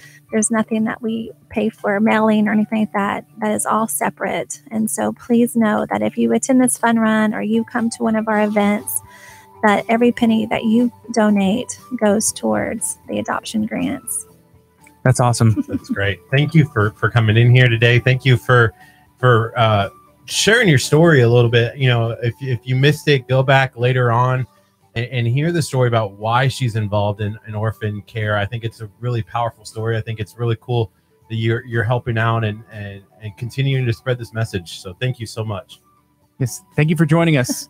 Thank you guys. God bless you guys so much. Y'all doing a great job in our community. Thank you. I'm sure we'll be talking more soon. Let us know when you have events and we can get you back on and we can talk about, whenever you want to. Sounds great. Thank you. This is KHEA Radio 99.5 FM. Coming up next is Blanca. Stay tuned. We're going to have our good friend Stephanie in studio. She's the owner of Furniture Zone. It's KHEA Radio 99.5 FM. Yay. Judy says, thanks for sharing more story. Aw. Anytime. Judy, make sure that you're liking KHEA Radio. We do it a lot. We try to anyway. We share a lot of stories. We love it. A lot. We love it. Thank you so much. All right. Thank you It's guys. nice to meet you. Oh, Nice to meet you. Let us know anything else except for mine. Bye. Okay. Bye. Do I go let Stephanie? Let her in. I don't know. Put her in the hot seat. Stephanie. We have the hard questions prepared. Oh yeah. No, I was gonna bring y'all something, and I was like, drink. Yeah, I You usually keep ruined my it. drink on the. We I could put my. have more You food. can put your drink on there because I trust you. He doesn't trust me with. No, it's all right. Kurt, You'll do that, and then I'll be like knocking it over. Yeah, I don't trust Kurt. Sweet, thank you. And I brought you fancy pins. We got some shirts. Woo. I'm wearing it. And I'll be Furniture Zone. You I'm push wearing this this button every and day and be like, hey. you have to take the thing off. It lights up. Oh, cool. Wait, how does These it- are fancy pens. Woo. And they erase. No, you push it. It lights up. pen. Oh, it lights up. Look at that. That's so cool. It lights up. Yeah, I know. And it erases. Dude, they. It's Oh, erasable look. ink. It works on your phone. Yeah, it's Oh, that's it's cool. the little. Oh. What do you call that? This thing? is the best pen ever. So remember when they made pens that you could erase? Yes, that was for a very short. Period Yeah, of and time. because they didn't really work that well. They didn't really work, and so I'm now only Uh-huh. going to use this pen to reply back to messages. Ashley says, hey guys, great show. Thank you. Like that comment with my Furniture Zone pen. hey, what's up, Roger? You were supposed to be here this morning. Oh, yeah. What happened? We miss Roger? you. No, he always did say where. I was like, Roger, come hang out with us. We want you to be on the air, Roger. I'm really glad that Kurt messaged me last night to remind me because I Please. thought it was next week on Wednesday or Thursday. No, I Yeah. thought it was next week on Tuesday. I have gotten That's in what the I had habit written now because I originally thought like people had kept calendars like I do. And then I found quickly that people forget that I scheduled them. And so now I have to always double check with people. Well, remember we talked about the whole calendar thing on our phone and the notifications, and then I had it set up to where all of the phones in our family were getting notifications for me, and so I just gave up on the whole Yeah. putting things on my calendar. Ashley said, well, Lonnie says, hi, Mom. Lainey. Lainey. Hi, Lainey. Okay. I didn't know. I was like, is this really? Okay. Yeah. Lainey. What's up, Lainey? Aren't you supposed to be in school, Lainey? Yeah. Put the phone down. pick up the pen Yeah. and start taking some Don't notes. get in trouble. Don't let your teacher be mad at you. Lainey. And then Ashley said, how is Ethan? Is he feeling groggy or froggy? Ethan had to do schoolwork today, so he's not in with us. And Mark said, tell my wife she looks beautiful and not to be Aw. nervous. I'm going to try very hard not to Yeah. be nervous. Are you nervous now? No, You don't not seem really. nervous. It's not as bad. No, it's really easy. The last time, it was with, I don't even remember which radio station it was, but I went in and did a little interview, and I had this like overwhelming feeling that I was going to burp the entire time. And so I was scared to even talk because oh my gosh. I kept thinking, oh my gosh, I'm going to open my mouth and I'm just going to, and this is going to be so embarrassing. Yeah, that would be embarrassing. Yeah. Kurt I does do it all that the every time. day. This morning, the start of the show was one of those. Yeah. Gardy just hit me and was like, stop. I don't know. Can we end the stream? What age is still appropriate to have a bunk bed? Kurt says it's always okay. 30. Wait, how's this question? Okay. I said, what age is it still appropriate to have a bunk bed? Because I have a bunk bed. You still sleep in a Kurt, bunk it's bed? always okay. Yes. You should put a comment in there. Kurt, Do you sleep on the top or the bottom? He's a some bottom. days it changes. Says Curt, it's always okay. Curt, Sleep you are on the now bottom bunk. 30. Please sell it. And then the last one is 10. I had a bunk bed when I was a kid, and I always put like my stuffed animals on top, and I was just on sleep there. But I always wanted to sleep. Like the idea of sleeping on the top was cool because it's like a little bit dangerous. Yeah, but then if you have to get up to go to the restroom and you're all half asleep, and we still have bunk beds still to teenagers, and they still go into some of the. We work with a few charities and some of the group homes. We still put them in there, but so I guess you're never really too old for a bunk bed. Yeah, I like that. Hey, 40% also say, Curt, it's always okay. And 40 also said, Curt, you are now 30. Please It's sell time it. to get rid of the bunk bed. some people said 10. One person voted 10. That was me. That was me. I think. Yeah. So we found out it's National Taco Day, and I last heard time you say that earlier. I'm gonna have to stop and get tacos from my favorite The taco truck. Give a Yes. shout out to the truck. What do you remember the name? So it used to be called Taco Bash. That's still what we call it. I Yeah. think that it's still the same people that own it. It's on the rebranded. corner of 12 or on 1266, right past. So if you're heading towards the store, it would be right before you get to Dietz, and it's in the little Conoco parking lot gas station. There's a Washteria over there. That's what's up, They because we have saw the the best- pictures. You had posted a picture, and it looked awesome. They have the best tacos. So there was do you know where you got these shirts printed? Those from Gypsy Chicken Designs. My Okay. sister printed those. What your sister does?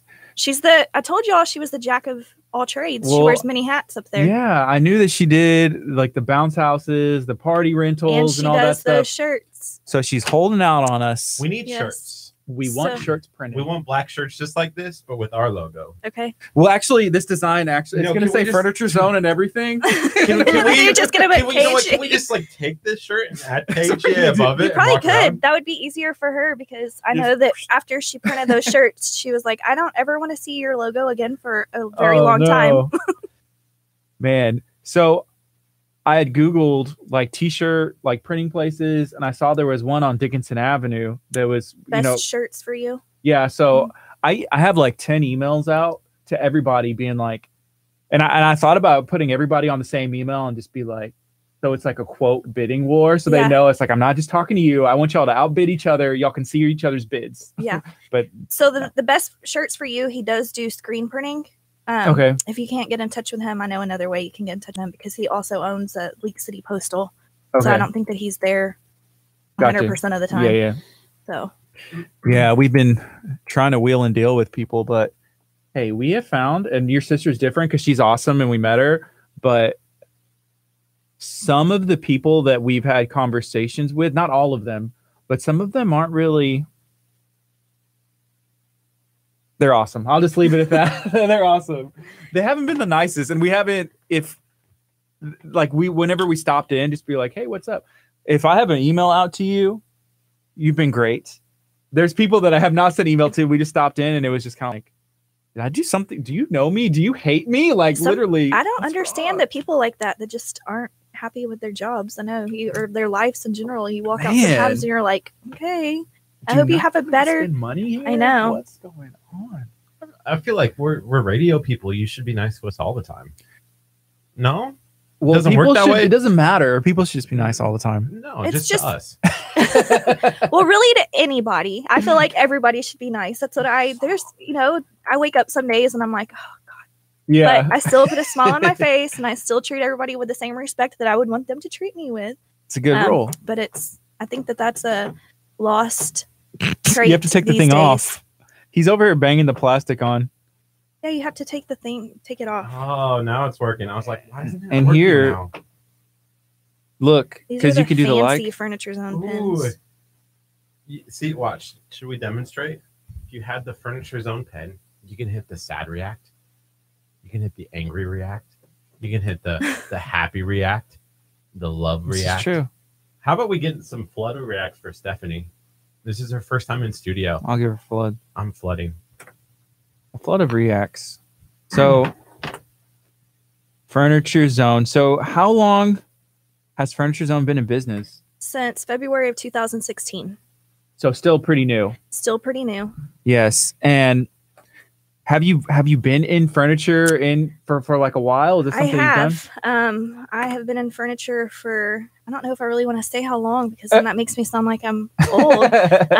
For almost 15 years. Okay. I've been in furniture. So the last store that I worked at before I decided to open the store, I was there with him for 6 years, and I pretty much ran the show. Yeah. And I started talking about, if I opened my own store and how I would do things, and his business didn't end up working out, and I just jumped feet first into opening the store and just been running with it. Yeah, sometimes that's the best way. It's like, not that your back was against the wall, but it's kind of like, okay, if this isn't working, okay, I need to do something now. What do I know? Right. I've been thinking about it.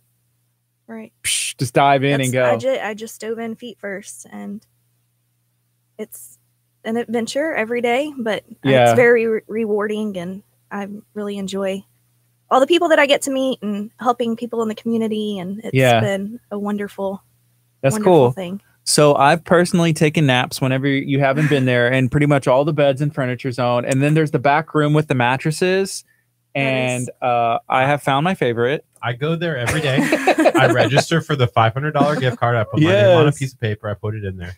I go and grab a cookie. That's what I was going to bring up, the cookies. And then I grab a Sprite, and then I go and I sit and I watch the TV.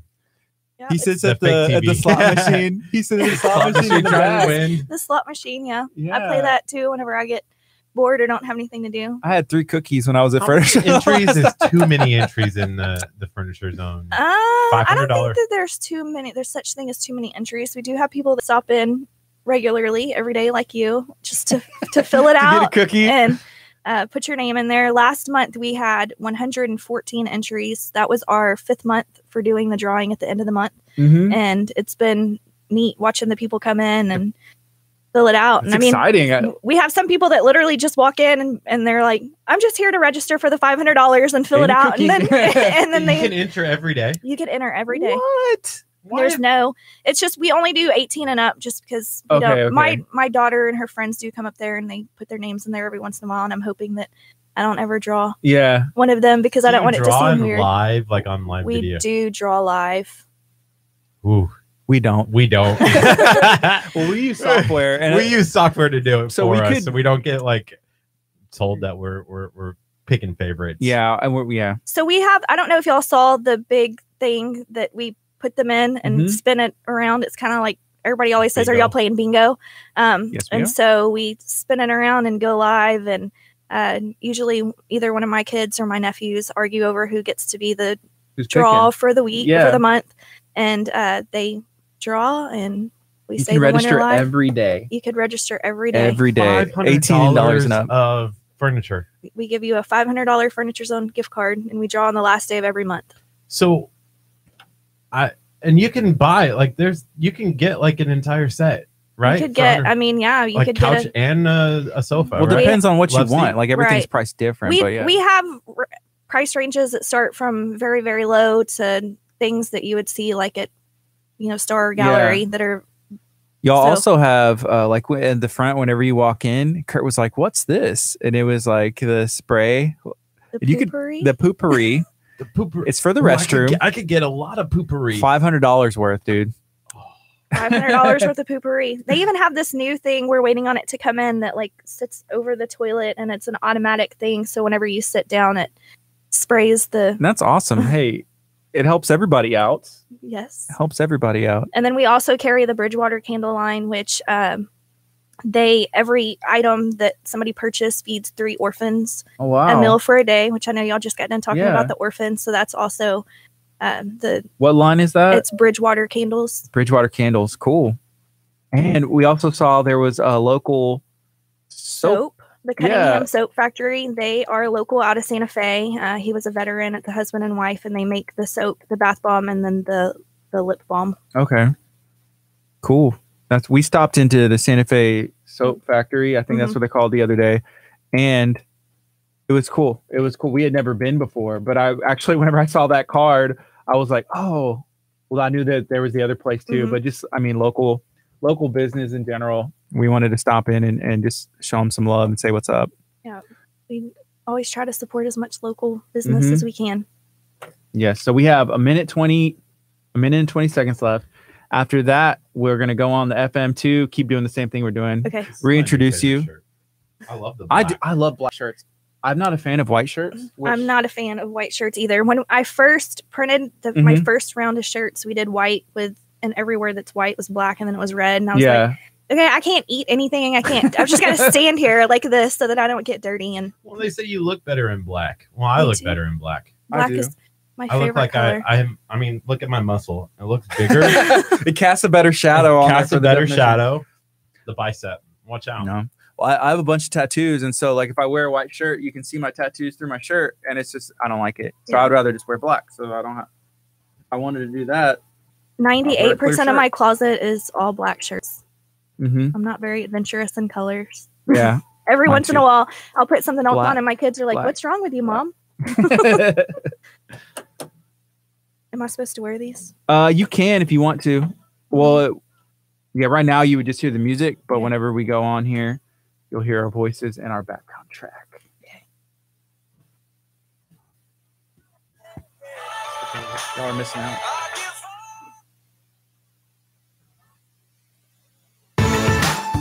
Good morning. You're listening to KHEA Radio 99.5 FM. This is Kickstart. I'm Gardy. And I'm Curt. We got Stephanie in. She is the owner, the founder, the brains behind Furniture Zone. Furniture Zone is a local establishment, a local business here. And what do y'all sell? We sell furniture, mattresses. That's the main things. We do have some little odd and end things. Yeah. We've got Kurt's favorite poopery. The The poopery? Poopery! We sell a line of candles, Bridgewater candles, and some soaps from the Cunningham Soap Factory. Cool. How are you doing today? You doing good? I'm doing good. We found out it's National Taco Day. I am going straight to the taco truck when I leave here. Take And us with it. Can we Yeah. go? we And may then have we to can go. swing by the Dickinson store and fill out for a $500 gift card. So yeah, what's up with that? $500 gift cards just flying everywhere. That's like 12 a year. That's a lot That of money. is $12 a year. Like $6,000. My math's really not that fast. We decided this will be the 6th month. I think it's the 6th month or the 5th month Uh-huh. that we were going to start doing a drawing every month for a $500 gift card to the store. All you have to do is stop in. We've got a little entry blank. You just write your name, your phone number down, drop Easy. it in the little spinny thing, and You don't even have to buy anything, right? you do not have to buy anything. We have people that come in just literally to fill out one of the entries. And Yeah. So me and Curt stopped in the other day, We did. and it was a great time. We had a blast. And let me tell you why. There was cookies, Cookies, there was water, water, there were beds, bunk beds. and it was just fun. And we were just, I mean, we didn't buy anything when we were there. I almost bought some of the poopery just to hang it behind Curt. And I was trying to talk Curt in because he needs some furniture. I mean, it wouldn't kill you, Curt, to have a couch in your house. You're sitting on the floor. I do need some couches. I do need some chairs. I'm never home because I'm always here at the radio station. Well, here's what we do. We Yes. get bunk beds in the upstairs editing that would be great. studio, so that way you can just sleep there. it'd feel right at home. I mean, how old is too old to have bunk beds? Ever? well, I mean, Get rid of your race car bed. I feel like there should be an age on your race car bed. It's time. You're 30 years old. No more race car. We need to get you a real bed made out of real wood, real materials from a local place. and probably not a bunk bed. Oh man, He wants the But I bu- love it. I want the bottom, and then some days, then whoever comes over and stays, can sleep up above me. Yeah, I mean, and if you've got a bunk bed in your room, it leaves so much more room for activities. That is true. So many rooms for activities. Touche. Touche. That's the cool thing about furniture. Like I have seen some of the, like in magazines and just like in Furniture Zone and some of the places where there's like a desk underneath where you can like wheel up and if somebody wants to do their homework or whatever, Yeah, then it's like a a little loft loft bed. area, and then you can go sleep up there, and there's so much room. There It is saves definitely. room. I want a loft bed now where it, like just hangs out over the top. Yeah. Yeah, and then you've got like a desk underneath, and you could put other things down there. You could put a beanbag chair. Or you could put that gray recliner underneath there that you liked with the lights. Ooh, Okay, so we're talking about a chair. This is in the This back chair. room. This is where it's like the VIP room. So they have all the mattresses. And I was like, hey, can I? It's funny. I was like, is it cool if I lay down on some of these beds? He's like, yeah, that's what it's there for. You can kind of test it out and see what's up. I said, is it okay if I jump on him? He said, no, doctor's orders. He said, no more jumping on the bed. I thought it was funny. But there was a chair back there. It was pretty cool. Yeah, it lights up on the side, right? It does. Your cooler, where you're... It lights up, and it's got the power reclining and the adjustable headrest. And you could also have it to where it cools your drink. Yes, it will cool your drink. So when your chair plugs in, you know it's legit, and it, you know, reclines and has a cooling feature. I remember being probably like 7 years old, and my aunt and uncle got one of those that vibrate, like the recliner Yes. that has like a massage in it. Right. And I was like, oh my gosh, this is the best thing ever. And I was like, I'm going to have so many of these when I'm older. And I have never bought massaging one yet. chair? A massage chair, you know, a Yeah. reclining massage chair. I thought they were like the coolest thing in the world. They It is. even have some of those massaging ones now that have heat and everything in them, Mhm. but they look like a normal recliner instead of something that you'd see at a nail salon. Or Yeah. I remember going to Sharper Image as a kid and just like sitting in the chairs, and it like, yeah, it does all that stuff. But The rest in kneading. peace, Sharper Image. Somebody said on our Facebook Live, they said we have triple bunks. That's we Holly. do have Triple triple bunks. bunks? Yes, that was probably Holly. She Yeah. got triple bunks for her girls, and they are really, really. Do they want to sleep up top, or they're like, no, I'm on the bottom? I don't think that they argue over where they sleep, but it's I would. one. Who sleeps in the middle? That would be know. weird. Like you have someone below you and you have someone above you. Like, come on, that's weird. That's where I draw the line. Maybe Yeah. bunk beds, okay. Triple bunk beds. You know what? I'm I'm guilty of having a bunk bed as an adult and using it. So whenever I was a musician and I lived in Nashville, at this point in my life, me and my buddy, like we were in a band together, and we ended up. So he moved up there after I did. I had a room. I ended up moving to another place because some stuff happened, and then we had bunk beds as adult grown men. You know, we were like 23, 22. I don't know. So see, there's your answer, Kurt. You're Yeah. never too old for a bunk bed. Well, maybe 22, 23. I'm publishing the results of this poll because it's even. It's 33% all. At this point, you're ending it. I'm ending it. It's published. Nobody will know if bunk beds are good or bad. Yeah, go get you a bunk bed, Kurt. I like it. You do. I mean, everybody needs new furniture. How often? Because okay, I had a mattress. I hated it. I got a new mattress, but I think it's just because it gets old. Like, how often somebody should get like a new mattress? So the new thing is they say that after 8 years you should replace it, but we have a lot of people that replace them sooner than that.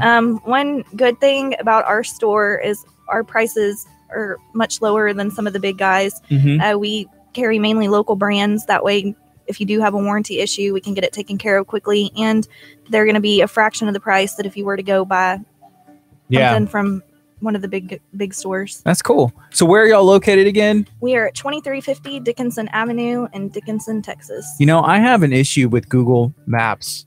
Do you know where Yes. I'm going with this? And I have a love-hate relationship with Google Maps. I've tried very, very hard. And some people's phones, it works. And some people's, it doesn't. But we are in the same strip center as Duo Winery and Delta Life Fitness. Okay. So if for some reason you cannot find us when you plug that address in, that's a good way to locate us. We're directly across from Silvernagle Elementary School. It gets you in the vicinity. It actually Yes. gets you a little past. If you're coming from like where we're at and we get in there and I'm like, oh, sweet.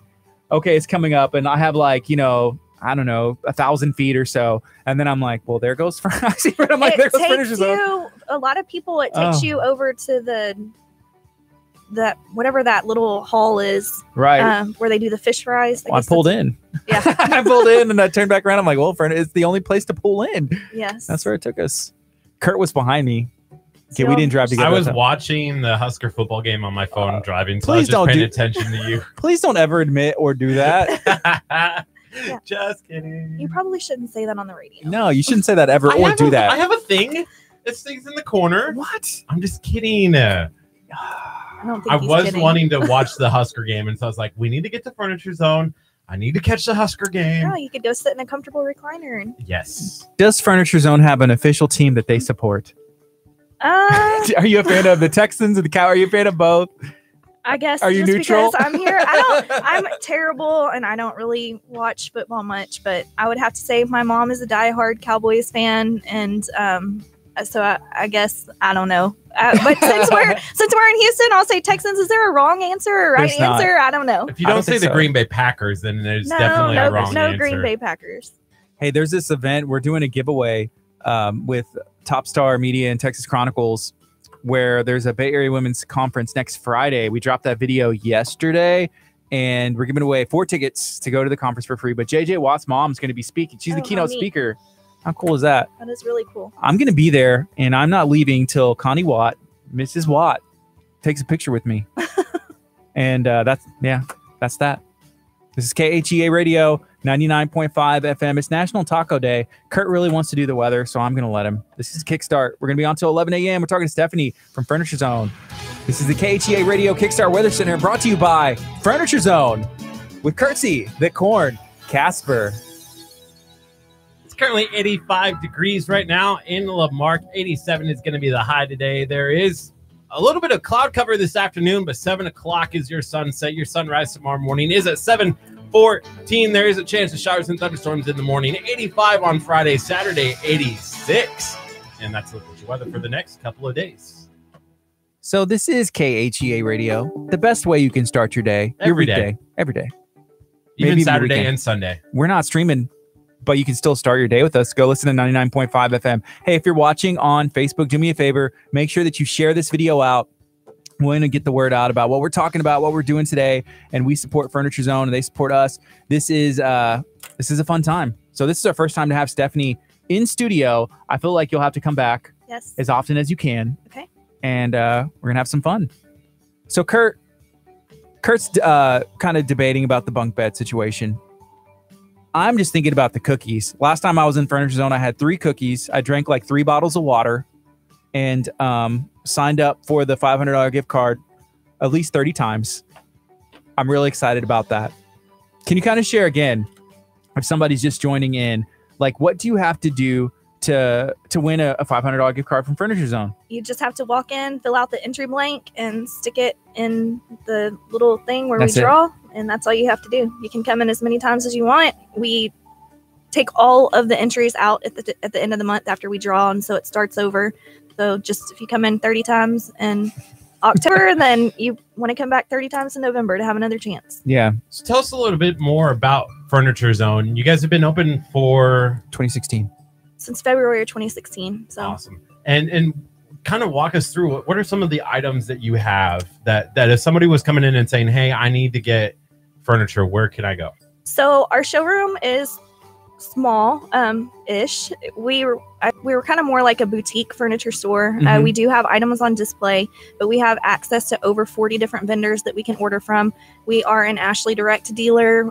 We carry things like Catnapper. That was the sofa that you really liked. Coaster, nice. Aspen Home, Liberty. We carry a bunch of the, we've got stuff in all price ranges for every budget. And cool. If you find something at another store, then typically we're able to get it for a better price. Yes. That's cool. So I have a question. We're friends on Facebook. I saw that you're getting some new furniture. Yes. Is that something that you do? Because if I owned a furniture store, other than the fact that I would be like, okay, y'all have to set this up. Because I don't like moving, because part of it's like, oh my gosh, this furniture is so heavy. So how does that work? Do you want to get new furniture all the time, or is it just like hassle? Want to get new furniture a lot. We used to get new furniture a lot more than we do now. Yeah. Dining room tables are usually my thing. I can't seem to keep one more than about 3 or 4 months before we get another one. But my husband did tell me that after this last table that we just have to have it for a while.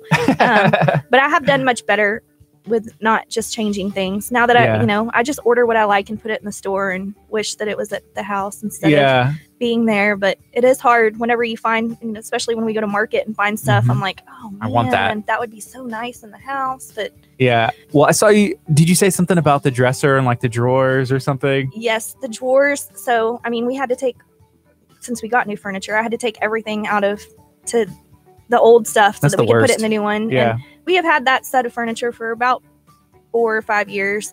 And so there was a lot of stuff in there that you don't even realize. Yeah. I was digging through it and I'm like, why do we have, I found some letters that my kids wrote us whenever they were younger and some just strange things Yeah. that I don't even remember having crammed in the bottom of the drawer. My son's 5 and he wrote me one of those letters. I think it was yesterday. And so I put it in like the nightstand and I was like, I don't want to throw this away. It was like, I love you, Daddy. You're the best. And he drew this picture and did it front and back and folded it. And I was like, what? I can't, what do I do with it? Okay, I need to You keep just this. save it, yeah. So I grabbed a pen. The pen didn't have ink. Now I have a pen that has ink. So I etched it in there. So that you could know when it was. Yeah, the date. I put the date in there and I put it in there. So you can see it one day, 5-10 years from now, I'm going to be looking at this and be like, oh. That was kind of what I was doing Yeah. last night. There was something that my daughter had drawn actually, and it had hearts and said that she loved us. And it was from 2010. How old's your daughter now? She's 16. She's driving now, Yes, right? she's driving. She's mobile and she loves to. Is that drive. Lainey who That was on Lainey, earlier? Yes. Yeah, I was just gonna say, is she still watching or doing her homework? Hopefully she Scoring is schoolwork. in school doing what she's supposed to be doing, and her teacher knows that she's watching her mom on the show instead of doing her work. She should just be having the whole class watch and learn. She probably is. She's that kind of. She's probably like, hey, sharing Check it to out. everybody. Share this out now. Share this video to everybody. Or Have else. them like KHEA Radio. Hey. Hey, that'd be great. Yeah, whenever we stopped in the Santa Fe soap factory, this is how this worked out. So we met the owners. They were there. Awesome people. We're going on Monday to go speak to College of the Mainland. We're gonna go talk to a class. We have no idea what we're gonna say. It's the guy, yeah. So I think he's taking some courses, maybe PHP Tech, some other, I don't Right. know. But he was like, hey, we're doing some stuff where it's like a community thing where we're trying to do some organizing to do some stuff for the community. Would y'all want to come in? I was like, yeah. What are we going to talk about? I don't know. Well, give us a we'll talk about something. So we're going to come in on Monday, the College of the Mainland. It's funny. I can't wait to hear what you're going to talk about. We have I'm going to no make idea. sure that I'm going to tune in for that one. Yeah, We might have to go with the taco. we'll bring the taco. Bring in. the taco because I Talk about it. feel like the taco has to come with Should us bring from the now on. unicorn too, or what is that? It's a unicorn. Oh, it's a unicorn. It's a unicorn. Someone actually brought us that because this is my taco. It's on the mic, and they thought Kurt needed a unicorn as he drinks a unicorn energy drink that matches. Who decided that like the unicorn colors? Why can't there be like a black stallion unicorn? Like You like No? black t-shirts? I could see you liking a black unicorn. You maybe could still have the same pink and purple and green mane. even if he was, yeah, Just black. I don't know. Shout out to Furniture Zone and their black t-shirts. Yeah, this is KHEA Radio 99.5 FM. We're gonna take a quick break. It's 10:22. This is Kickstart. We're gonna be on till 11 a.m. Benny. Oh, I need to go back to the radio station. I just left there and we just talked about yours. Oh, awesome. Is it still Oh, sound Mary. on there too? This is Mary Bass. She said I just left there and we just talked about your speaking engagement. Lainey said that she's still You have watching. a warranty issue, we can get it taken care of quickly, and I they're don't gonna think be this a was fraction. quiet. Okay. Yeah, turn the Yeah, volume. just volume it down. But that's what we do. We watch it and we turn it down so that way we can monitor the comments and everything, and you can comment along too. Okay. Mary said use it against her now. Did I miss that?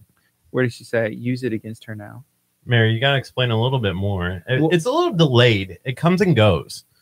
Well, also, Like- you weren't looking at the comments. You probably No. had a better idea. Probably would You're have. like, oh yeah, I was. but it's still a little delayed. it is a little delayed. But you were It's about scrolling like your a- personal Facebook page. I was not. I was posting in the Talk of Dickinson group. Oh, that's cool. So that way Furniture Zone could get some love and Talk of Dickinson. Yeah. We love Yes. Talk of We Dickinson. love We Talk love- of Dickinson too. They usually, a lot of people refer us to people that are asking Yeah. about furniture in there. Hey, you know what? We're a part of a lot of talk groups here in the area. Talk and Dickinson, pretty much anything goes. Like you'll get some moderators and people complaining about like the other group shutting stuff down, which is maybe necessary, but it's like wild. It can Yeah, get wild up there. Sometimes. That's what I like. I like the wild. I did reach out to the person who was in charge I Of forget which what- group? of the Talk of Dickinson group, because she made a post that said like, hey, no advertising on this page except for on these days. And I was like, KGA doesn't count as an advertisement. ... You know, Question like mark, like, right? question mark. And she's like, yeah, that's why I leave your stuff up. And I was like, Much we love. love you, heart you. Shout out to the Talk of Dickinson group. For Yeah, sure. I never know. Hey, so there's this new talk group. It's called Talk of Taco. There's only 3 members: myself, Kurt, and our friend Josh Varner, who's a cook at Pierogi Queen. Did you make the group? We did. We did.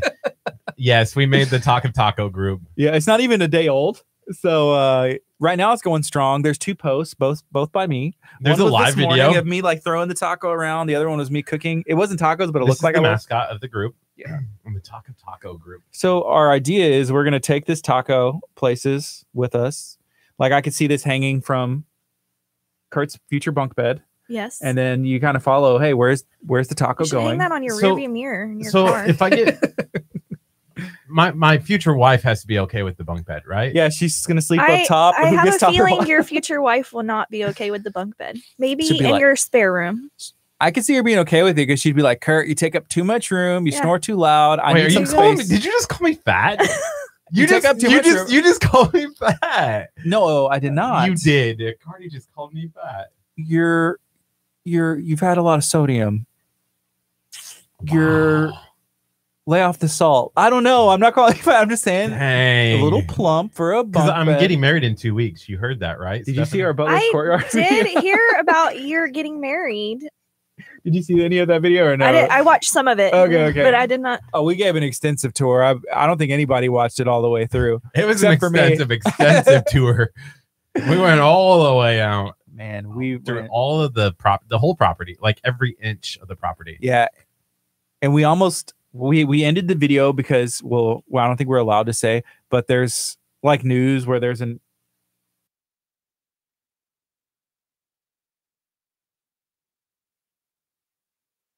yeah. So we're back. Oh, so that's premium content. In order to get premium content, you do have to give a donation of $14.99 every single month. Go to khearadio.com, hit the donate button, and then you can get access to all that premium content. Yeah, but yeah, that's well, it's not even our breaking news, but it's something with Butler's Courtyard that we aren't. I don't think we're allowed to share yet. But Yeah, I don't. I think Stephanie, that's a your secret. daughter had Yeah. a question for you. She is asking me to bring her tacos. Yeah, Mom, can you bring me tacos? we'll go eat tacos tonight, Lainey. Lainey, you know, I would fight for you to get the tacos, but you have to tell all of your classmates to like KHEA Radio. If we get 30 likes from all of your classmates, then for sure I'll make sure that Stephanie brings you tacos. That will be a deal. I You know will what? do I'll that. I'll pay for those tacos. I will pay for the Have you ever tacos bought for your whole teenagers class. food? for the That whole is- class, That let's is do it. really expensive. the whole I need a graduating list class. of 30 people. I need a list of 30 of her friends that liked KHEA Radio. Kurt's like everybody gets half a taco from Jack in the Box. Everybody gets a bite. Yeah, Everyone gets a bite. Dude, I remember our tacos from Jack in the Box still 99 cents for they two. are 2 for 99 cents. How have those never like raised in price? I They've don't been know. 2 for 99 cents for Dude, that's Jack in the Box tacos. is Do they what have you're Jack in getting. the Box in Nebraska? No. what? Yeah, what is We have up with you Taco in John. Nebraska? Is that where you're from? Yes. By Okay. the way, I apologize for saying Nebraska Okay. Furniture Zone. Taco John's is good. Oh, you've had Taco John's? Yes, it's better than Taco Is Bell. it better They than serve, the Mexican restaurants here? For breakfast, they serve the little round Cheese hash roll brown things. Oh, yeah. Potato But olays. is Taco John's the best Mexican food you've ever had in your life? No, you said That's what that. this guy says. Because Where that's are you my eating only Mexican thing food against- at down here? We need a list of these restaurants. Taco John's and Taco John's. There's no Taco John's down here. I know. I'm so disappointed. we almost got him to start bashing local local restaurants. He could have like worded it differently. Could have got. I've gotten him to do that before. Like he didn't realize. I'm like, so what do you have against all these places? He's like, Mary said none of her classmates are on Facebook. How about Instagram? Hey, we'll take Instagram likes too. Instagram's good too. at KHEA Radio. At KHEA Radio. Just like us on Instagram as well. But only bringing tacos if 30 people like Facebook. Sorry. Rules are rules. We can't go changing the rules after they're made.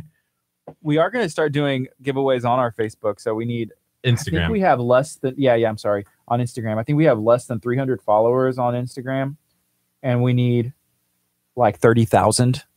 So, yeah, 30,000. would be Instagram nice. is hard to It's get. it's a little more difficult. Mhm. The hashtags. But the funny thing is, I we've don't learned with the understand hashtags, they like it, they follow it, and then like a day later, they're They not following unfollow it, anymore. yeah. That's stupid. It's hard to Don't do keep that. them. I'm not gonna follow your page. So, don't do that. I think it's software. Like people can use like software where if it follows them, likes it, unfollows it. But the whole point is to try and get somebody else to follow yours. Yeah. I guess I just don't really use Instagram as much as I probably should. Yeah. But it's hard to You know, remember to. You should have You Lainey know, run it. I should have her lean it or Yeah. run it. You know, my dogs have an Instagram page, and I post stuff on their page more than I do my own page or the furniture's own page. But I have figured out with the Facebook page, you can set it up to where whatever I post automatically goes to Instagram. Yeah. So that makes it a little bit easier. Yeah. So it's not like the forgotten. Yeah. What we do, anytime we go somewhere, we try and take, I think I had mentioned this to you. Hey, I got pictures of Furniture Zone. I got pictures here. And so because you have to post or you're supposed to, or we try to every day on like every platform. So then it's like, well, I didn't do anything today. Hey, guess what? I got like 10,000 photos of every piece of furniture in the warehouse at Furniture Zone that I can post and talk about. Yeah, there is so much furniture in our warehouse. Speaking of that, we're still having our inventory blowout sale. Yes. So check out the warehouse. Yes, we have a lot of stuff. I still have not gotten all of the pictures for all of the stuff that's in there up, but we have over, I think there's 160 pieces of stuff that we are trying to make room for new stuff that's coming in. We went in there because there's 2 giant rooms full of all kinds of awesome stuff, like brand new, boxed up, ready to go. That's just come in that we've ordered, and it's just there. We've got mattresses and couches and bedroom sets and all kinds of stuff back there. Cool. We need rugs. We need couches. We have rugs. What else do we need? We need all kinds of stuff. Everybody needs something. A new couch, new love seat. What do you think? New couch. I'm actually looking at selling my sectional that I have. Well, you had to sleep on it. Is that what made you decide you wanted to get rid of it? You needed a new one? His mom came in town. I remember you saying your mom was here, and so she was sleeping in your bed. You were sleeping on the couch. That's when it would have been nice to have bunk beds. Yeah. With my mom? Yeah, you and your mom sleeping on bunk beds. Maybe. Why would that be awful? She would probably not want to visit you again if you made her sleep on a bunk bed. You're like, Mom, you get a top bunk. She'll be like, I'm going to stay at the Holiday Inn down the road. That's all I needed. That is so terrible. I love my mom. Make your mom sleep on the top, and she's like, I can't get up there, Kurt. It's hard. Yeah, you would be like, I don't care, Mom. Do you want to stay here? Get up on the top bunk. Dang. Yeah, I'm glad you did that poll, though. We just found out that you could do that yesterday. Kurt needs an oil change in his car. Badly. Did you get your car started? Yes, and then it caught fire the next day. What? People keep asking me, why do you keep making Kurt drive like whenever y'all go places? I said, because it's so interesting. You never know what's going to happen. You never know if you're going to get stranded or... Yeah, and it caught on fire yesterday. Where did it catch on fire? Tuesday. We were driving to National Night Out. Gardy was actually in front of me in his car, so luckily he wasn't in my car. But I started to smell something. I'm like, what is that smell? It smells awful. And I look out, and in front of my car, there's like smoke coming out. And I'm like, oh my gosh, my car is going to be on fire in 2 seconds. He calls me, pulled in. Pull over, get into the gas station now. So I get in there. I'm like, oh my gosh, I'm going to have to run in, get a fire extinguisher. I don't know what's going to happen. I think it's a good idea. And I open up the hood, and the plastic that was covering my battery that I took off to jumpstart my battery, I didn't put back on. So he removed it and then just kind of was like, threw it over the engine. And then shut the hood. So it was on fire. So it just melted. It was melting. Were there flames? No. Okay. It was melted. It was melting. I'm sure that smelled terrible.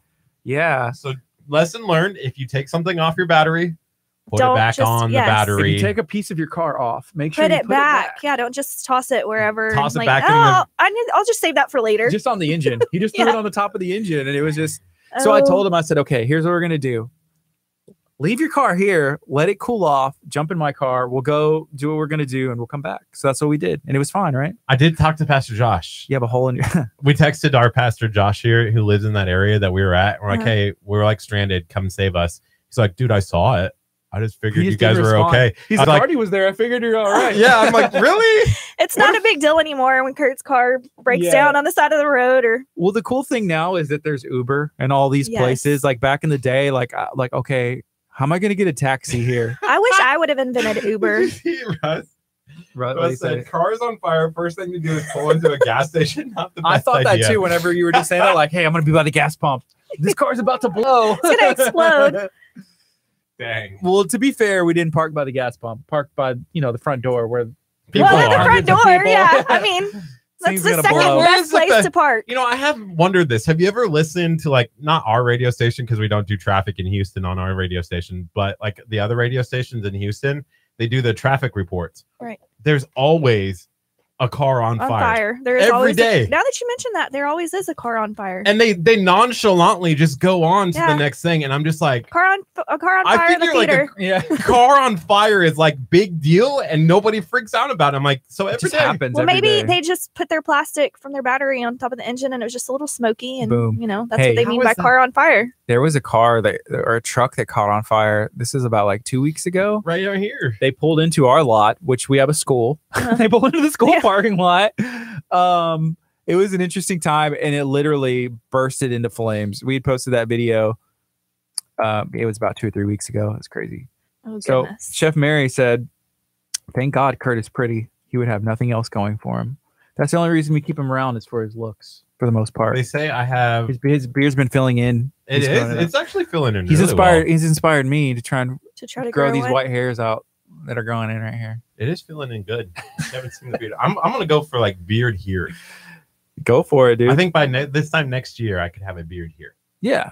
Are you gonna Yeah. brush it? And I need to work on the like taking care of the beard because I don't know how to do it. my brother-in-law has a beard like that, and he blow dries it, Yeah. brushes it every Yeah. morning. They make the wax and all the stuff. Yeah. Let's go back on. We got 15 seconds.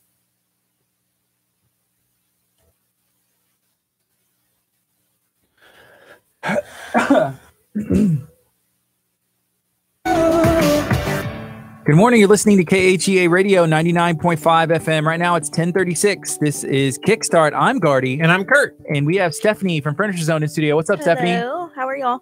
So we've been talking about everything. We've been talking about furniture, Yes. talking about giving away a $500 gift card to Furniture Zone, Yes. which y'all do already every month. Every month, all you have to do is just go in, right? All you have to do is come in, fill out the entry, and you're set. That's cool.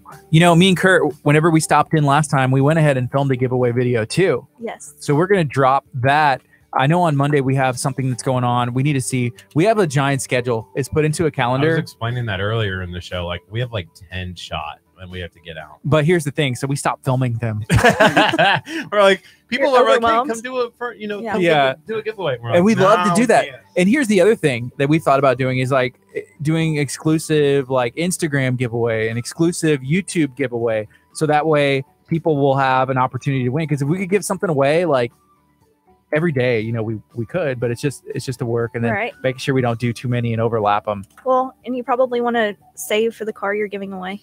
Yes, we're giving away cars. We're going to be giving away cars. Actually, I mean, that just tops everybody's giveaway. So how can you even do anything else? well, it's like furniture and cars. I feel like that's the two big ones, and we were talking about that yesterday. We are giving away cars and furniture at the Unshakable Conference. Yeah, we are. You have to register $150. That's November 4th through the 7th, and you do have to be present to win. So we are giving away a car. Yeah, and we also have a phone call we're supposed to make to Toyota this afternoon, which I put a reminder in my phone, but they don't know why we're calling. I had like 2 conversations with them yesterday, and so when We're gonna give Kickstart away comes a knocking, people may stop answering the door. Right.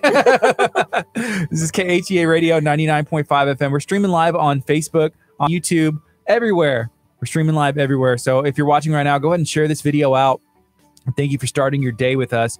We're talking to Stephanie from Furniture Zone. So Furniture Zone has been around since 2016. Yes. You have a little bit of a background in furniture. Yes. You know, somebody else who does some cool stuff, and I don't know if you want to talk about this too much, but he's just a cool guy, like Mattress Mac. Yes. So Mattress Mac is a really cool guy, and he does a lot to give back for the community. I am on a very much smaller scale than him, but we do try to give back to the community as much as possible. After Harvey, we had our home flooded also. When we were able to get out of our house, we work with a few different charities, and one of them is the Christian Renewal Center on Mhm. Hughes Road. And they flooded, and somebody from there reached out to us, and there was a couple Dickinson police officers that flooded and lost everything in their house. And when my husband was able to get his truck out of the driveway and get me to Yeah. the store, we loaded up a couple mattresses and took them over to the house for the people that were going to take them in and house them. That's awesome. So that they would have something to sleep on that night. And then after that, we teamed up with the Dickinson Education Foundation, and were able to give out, I think there were over 150 $300 gift cards to families that they did like some sort of a form to find out who really needed them. And then we were able to follow that up with some $250 gift cards for mattresses that went directly to the teachers of Dickinson ISD.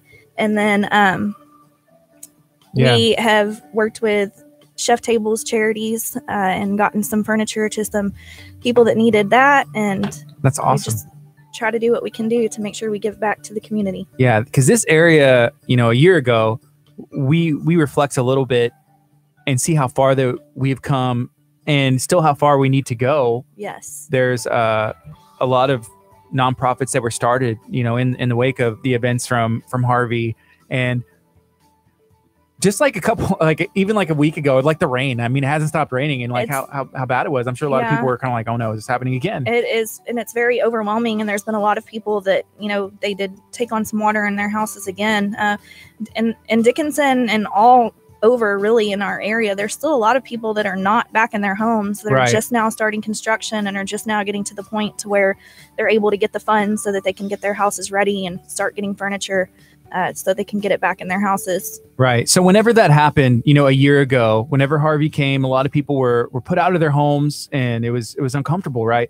So was there any doubt, like, hey, this is what I'm going to do, this is what I have to do, or like, what were you thinking? I just knew that I was going to do whatever I could do to step up and make sure that I could help people that, their immediate needs, if they needed mattresses right away so that they could sleep in the house that they were tearing the sheetrock out of. Right. And then, the furniture, we immediately started doing 20% off of any purchase whenever they were ready for furniture.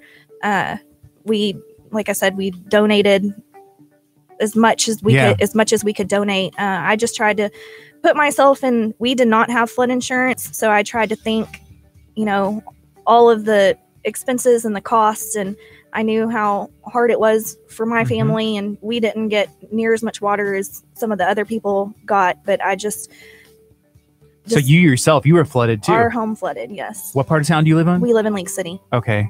So, but I just, we worked a lot of really long hours, and it was a very emotional first few months whenever people would come in and, you just hear their story, and it would put you right back in the middle of everything happening. But we just did everything that we could do to help people get back to where they at least had a bed to sleep in, or a couch to sleep on, or to sit on. Yeah, a sense of normal, and yes. We just passed a year, and we've learned there's still a lot of people that don't have, their sense of normal yet, or Al Garza's Premier Martial Arts, Grandmaster Garza, we've had him in and done some stuff, and so he just got back in his home. But like slowly but surely, it's happening. Yes, it is happening for sure. I think it's important, us as the community to check on your neighbors. If somebody needs something, and that's awesome. Everything that y'all have done and continue to do for the community here. Yeah, like I said, we do really just try to make sure. Also, another thing that we, after Harvey, 8 Days of Hope came in, and they were helping with, houses that they were trying to help people get ready in the 8 days. And so we were able to get them some furniture for the people that needed it. And then Outdaughtered, the show on TLC, they reached out to us, and we were able to help a family in Dickinson that flooded and lost their stuff. And what's that show? Outdaughtered is the one where the only all-girl quintuplets in the United States, and they live in Lake City. They are a really wonderful family. So how many is that? That's 5. 5. And then they had one older daughter. So they have 6 girls. And how old are the kids? They just turned 3. And then their other daughter, I believe, is... So they have a reality show? And they do. It's on TLC. It's called Outdaughtered. Based in Lake City? Based in Lake City. They don't live far from... this? I don't know. We need to... What? Yeah, y'all need to watch it. I think this is season 3. We had actually... they are really... They're really, really... That's cool. Great people. Do you have a number for them? Can you help us I set them up? actually do, so I could give that to you whenever we're not on Just air. give it to everybody. No, right now. Give the number. No. No. We filmed with them last season, but it didn't end up. I do not do very well whenever you stick a camera in my face or put this microphone in front of me, and You're doing great. You're I doing fantastic know right because now. I can't see myself over there. You'll have Because- me hidden, so I'm fine. Let me fix that. Let me end the poll, and then you can see yourself. Since it's reality TV and it's not super scripted, they Yeah. came in and we kind of knew what they wanted. And so they were like, okay, they're going to come in and then you'll come out and you'll say, and so then whenever I came out and there's like, and when I say cameras, you know, like they're wearing Yeah. them in these lights and I'm like, So, That's when you like when you have a reality TV show, you just got to do things that are out of normal. You gotta like play it up. it was, you like, yeah, you I like should trip and fall and be like, oh, oops. I know. You know, I should have, but I was just like a deer in headlights going, you okay, should. I don't even know what to say. This Yeah. is totally out of my element right now. I You can't should have had imagine. me show up in the Oh, hot dog suit delivering the couch. Come on, Yeah, that would have that- made reality That would TV have show. for sure. They would have given me a reality TV show. They're like, Kurt the hot dog. Yeah, You saw I it can't first. imagine if Kurt had the opportunity to be in a reality show, he would play it up. It would be must see TV. I feel like every day on this show, it's A little bit. Played up a little bit. We play it up a lot. people are It goes like, hey, for- where did you get that tattoo? And every day it changes. Yeah. Yes. It's always Wow. a different story. It is. There's a ton you of gotta different play it stories. up a little bit, right? Yeah, you got to keep it interesting and fresh. Yes. And we do. Right here on KHEA Radio, it's 1046. This is Kickstart. We're going to be on till 11 a.m. We're talking to Stephanie. Is it Kovich? Am I pronouncing that right? Yes. Stephanie Kovich, the owner of Furniture Zone, local business here in Dickinson, close to League City. It's really close. It's like Dickinson Avenue, 646. It's kind of close to my house. I have to know. So where did the idea for Furniture Zone come from? Did you like, you know what? Growing up, you're like, you know what? I really want to own a Furniture Zone, like a furniture store named Furniture Zone. No, so whenever we decided, when I decided that I was going to go and do my own thing and open my own store, I went to my family and I said, if I open a furniture store, what should we name it? Mm-hmm. And so we all kind of tossed out some ideas and we got down to about 3 or 4. And I have a very large family. So once we got to the final few, then, you know, we checked to make sure that they were available. Right. And, Furniture Zone just was the one that everybody gravitated to. And then Yeah. we worked on the logo. And so that's how Furniture Zone, it was literally throw me your best names. That's cool. Do you remember any of the other names? No, if Gallery my sister's Furniture. if my sister's listening, she could probably remember. We were Yeah. gonna do like one was gonna be SK Furniture, and then Oh, cool. we could never really decide if we wanted to have anything that had like bargain or mart Yeah, or yeah. value in it. So I know that 2 of the other names had some sort of that. Yeah, because Furniture Zone is cool because like sometimes I don't know, you may get like a bad connotation or it's like, oh, Right. I don't want furniture supposed that's to like be- yeah, value. What's right, it, you know, or like a right. mart? No, Yeah, I don't know. and I that- want anything that's discount or Right. you know, so that's why I was like, let's try to stay away from that. And so Furniture Zone was just the winner. Yeah, it's cool. Well, I like the logo too. I like the logo. I like the shirt. Kurt's I'm rocking loving his this already. shirt. I'm wearing it all day. I have meetings today with high important people, and I'm With me? rocking this Furniture Zone shirt for sure. I have a question about that. Are you going to keep your polo on underneath it? Yes, I feel like it adds to it. It's like It does almost add like character. it's like, hey, what? You should Because it make draws that, attention. You should put your Collar out? Yeah. Collar out. You think? Just pop it. Pop your Well, you know, Kurt's fold wearing a it collar. down over your shirt. Like this? Showing this off. Yeah, the layered look. See, Jessica said I have a large and opinionated family. That I was trying to be nice. I just had a large family. Well, it's good. You know, opinions are good, and a lot of times you just have to, you know, filter them out. Yes. You know, family, they have the best intentions for the most part. Well, and we're a close family, so Except I for my usually mom. anything that I decide to do, I usually go to them and let them tell me if I'm have a good idea or a bad idea. Yeah. And then filter it through and be like, I'm going to do it anyway. and usually I do it anyways. Yeah, this is KHEA Radio 99.5 FM. We have Stephanie in, the owner of Furniture Zone. We're going to take a quick break. We'll be back. This is Kickstart on 99.5 FM. My mom's that way too. Large and opinionated. Wow. You're speaking about your mom? Does she listen? Sometimes. She's gonna be kicking No, your she butt. doesn't listen. No, she always like, Curt, you only ever call me when you're on the radio. Is that one of So the you phrases? call her and put her on the spot when you're on the radio? Oh yeah. Oh yeah. He's like, every hey, day. mom. He only calls her and he like has She's like waking up, patches her hello, through. hello. Kurt is his mom, though. I found out. I'm like, why is Kurt the way he is? And then I met his mom, and I was like, oh, he's that's his why. mom. Yeah. There's two of Somebody them. caught Listen it. to I'm him. glad they He's said over there snickering. it. Somebody caught it. I'm glad He somebody said large and caught it. opinionated. That's what he had said, yes. The and was key. She Yes. wasn't largely opinionated. You don't have a large family. No, you're specifically speaking about your mom being large and opinionated. Hey, your mom's awesome. I love my mom. She was doing some stuff with her eating, and she's lost some weight, and that seems like it's doing good. Yeah.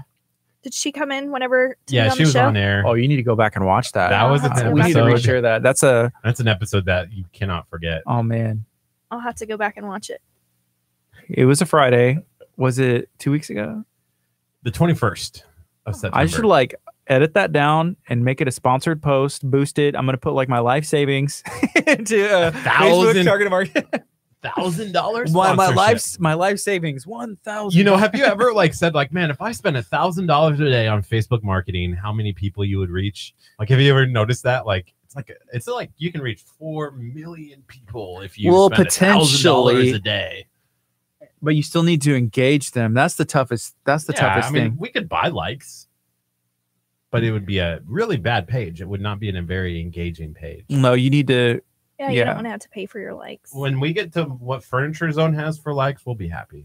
Maybe that's when we It's stop. been a very, you know how many drawings and stuff I had to do to get to where like, okay, once we get to 1,000 likes, then we're gonna give away this pair of lamps or Yeah. and I just did that collectively until we got to 5,000. When we got to 5,000, we gave away a dining room table with 4 chairs and a bench. That's cool. So I just tried to do something that When we get to 10,000 likes, Gardy's drawn me a tattoo that I Is have he to gonna- put on. okay, or you should let It's him. gonna say You should KTA. let him give you the tattoo. That's what I I'm think pushing maybe that for. might be it.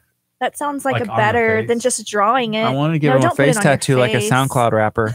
I want to do like Like the teardrop, KHEA. in teardrop form, KHEA Oh goodness. from radio. So Second. if we get to 10,000 likes on Facebook, But he said by this year, which I By would the like, end you of know the what? year. I could push for that. I would buy those likes. I don't care. At that point, money becomes, it's just money. money just I becomes. can get more money. If I can do a face tat for Kurt You can always print more for money. life, priceless. Yeah. Not that I print money. I always have to clarify Right. because I don't want to get like my sting operation. Yeah, you don't need the FBI coming to visit you here on air. They would. They may be here now, actually. They may be here right now. Cool. This is fun, isn't it? Like there's somebody. Yes. You know, people come by and watch, and it's fun. We've invited people like, hey, if you just want to stop in and stare at us, we'll have a staring Stare in the competition. window. People do. No, but this is a busy time for Abundant Life. This is a busy time that we're finding for the radio station. Mhm. Because our show's been going on since November, and so we're still figuring out like what this time entails for us.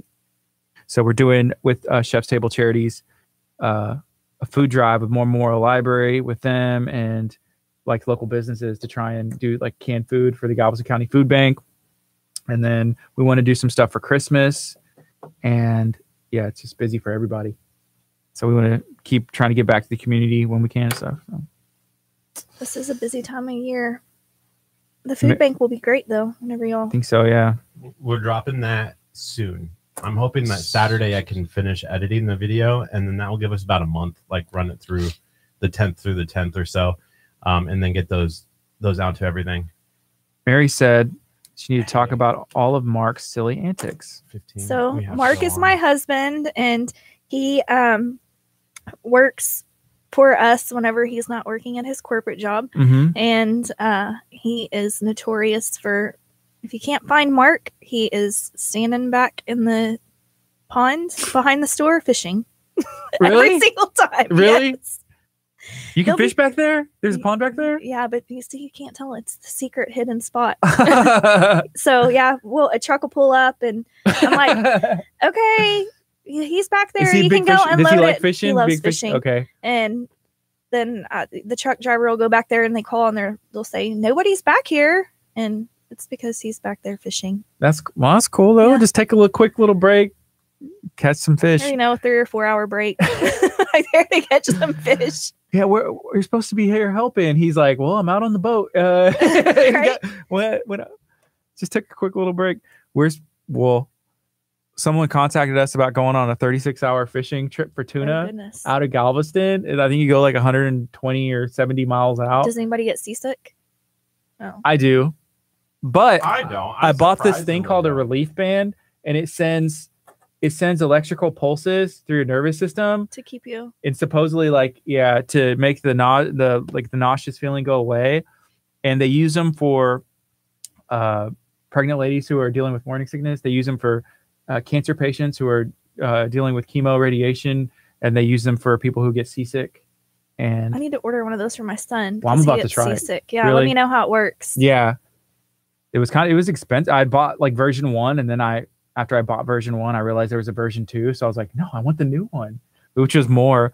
But we need to go fishing like close, so that way I'm not like 170 miles out, Oh. like on a 36-hour fishing trip. And just sick and miserable I'm the just whole like, time. See, Mark said pick him. He'll go tuna fishing. yeah. What we're gonna do is I think we were gonna get some footage because we've done some stuff with our buddy from Del Agua Charters, Uh-huh. and we made some video stuff, and I think he actually had some other friends, and he was like, hey, this is what these guys did, and 36 hours. That's a long time. Should I be hope a there's giant. somewhere It's to like, sleep. in my head, I'm picturing like the Titanic, like it's a giant.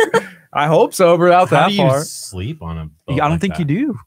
I don't think you just sleep. You're go fishing. under and you sleep. Yeah. So we got 50 seconds. We're gonna go on after this. Kind of just, introduce you again. Share where you're located. How can somebody find you on social media and whatever else? Okay.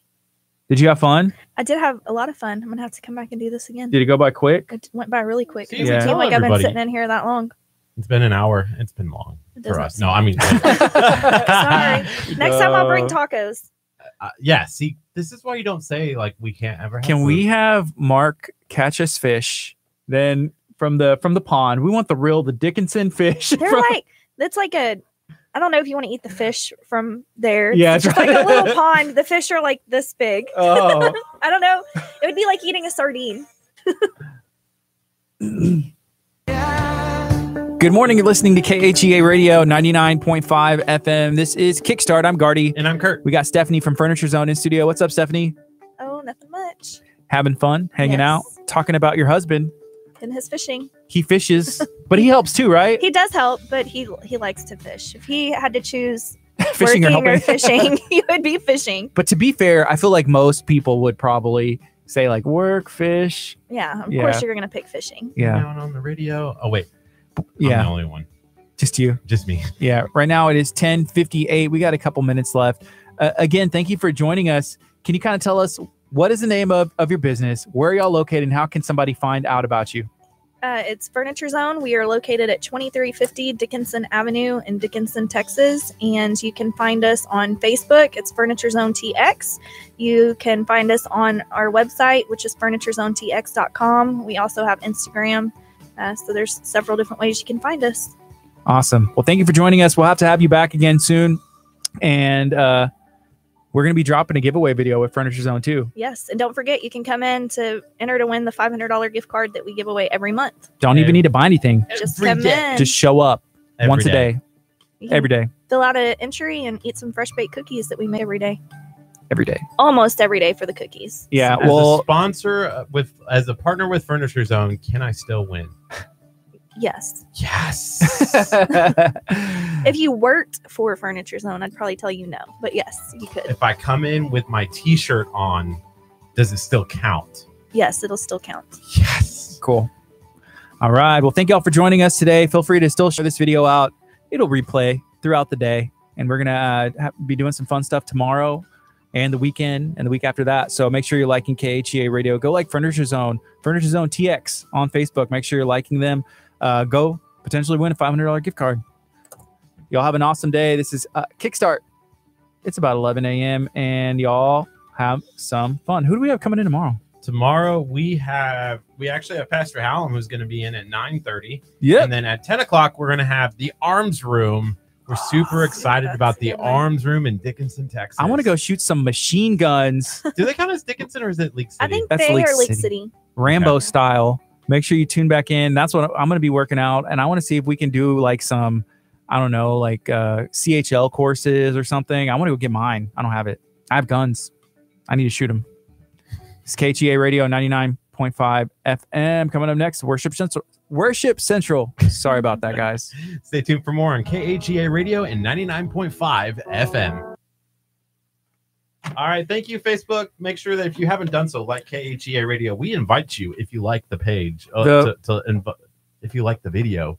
Something funny. Mark said, don't hate on my ditch pickles. He calls it ditch fishing. Yeah. Ditch fishing. All right. All right. Bye, guys. guys. Love you. Bye.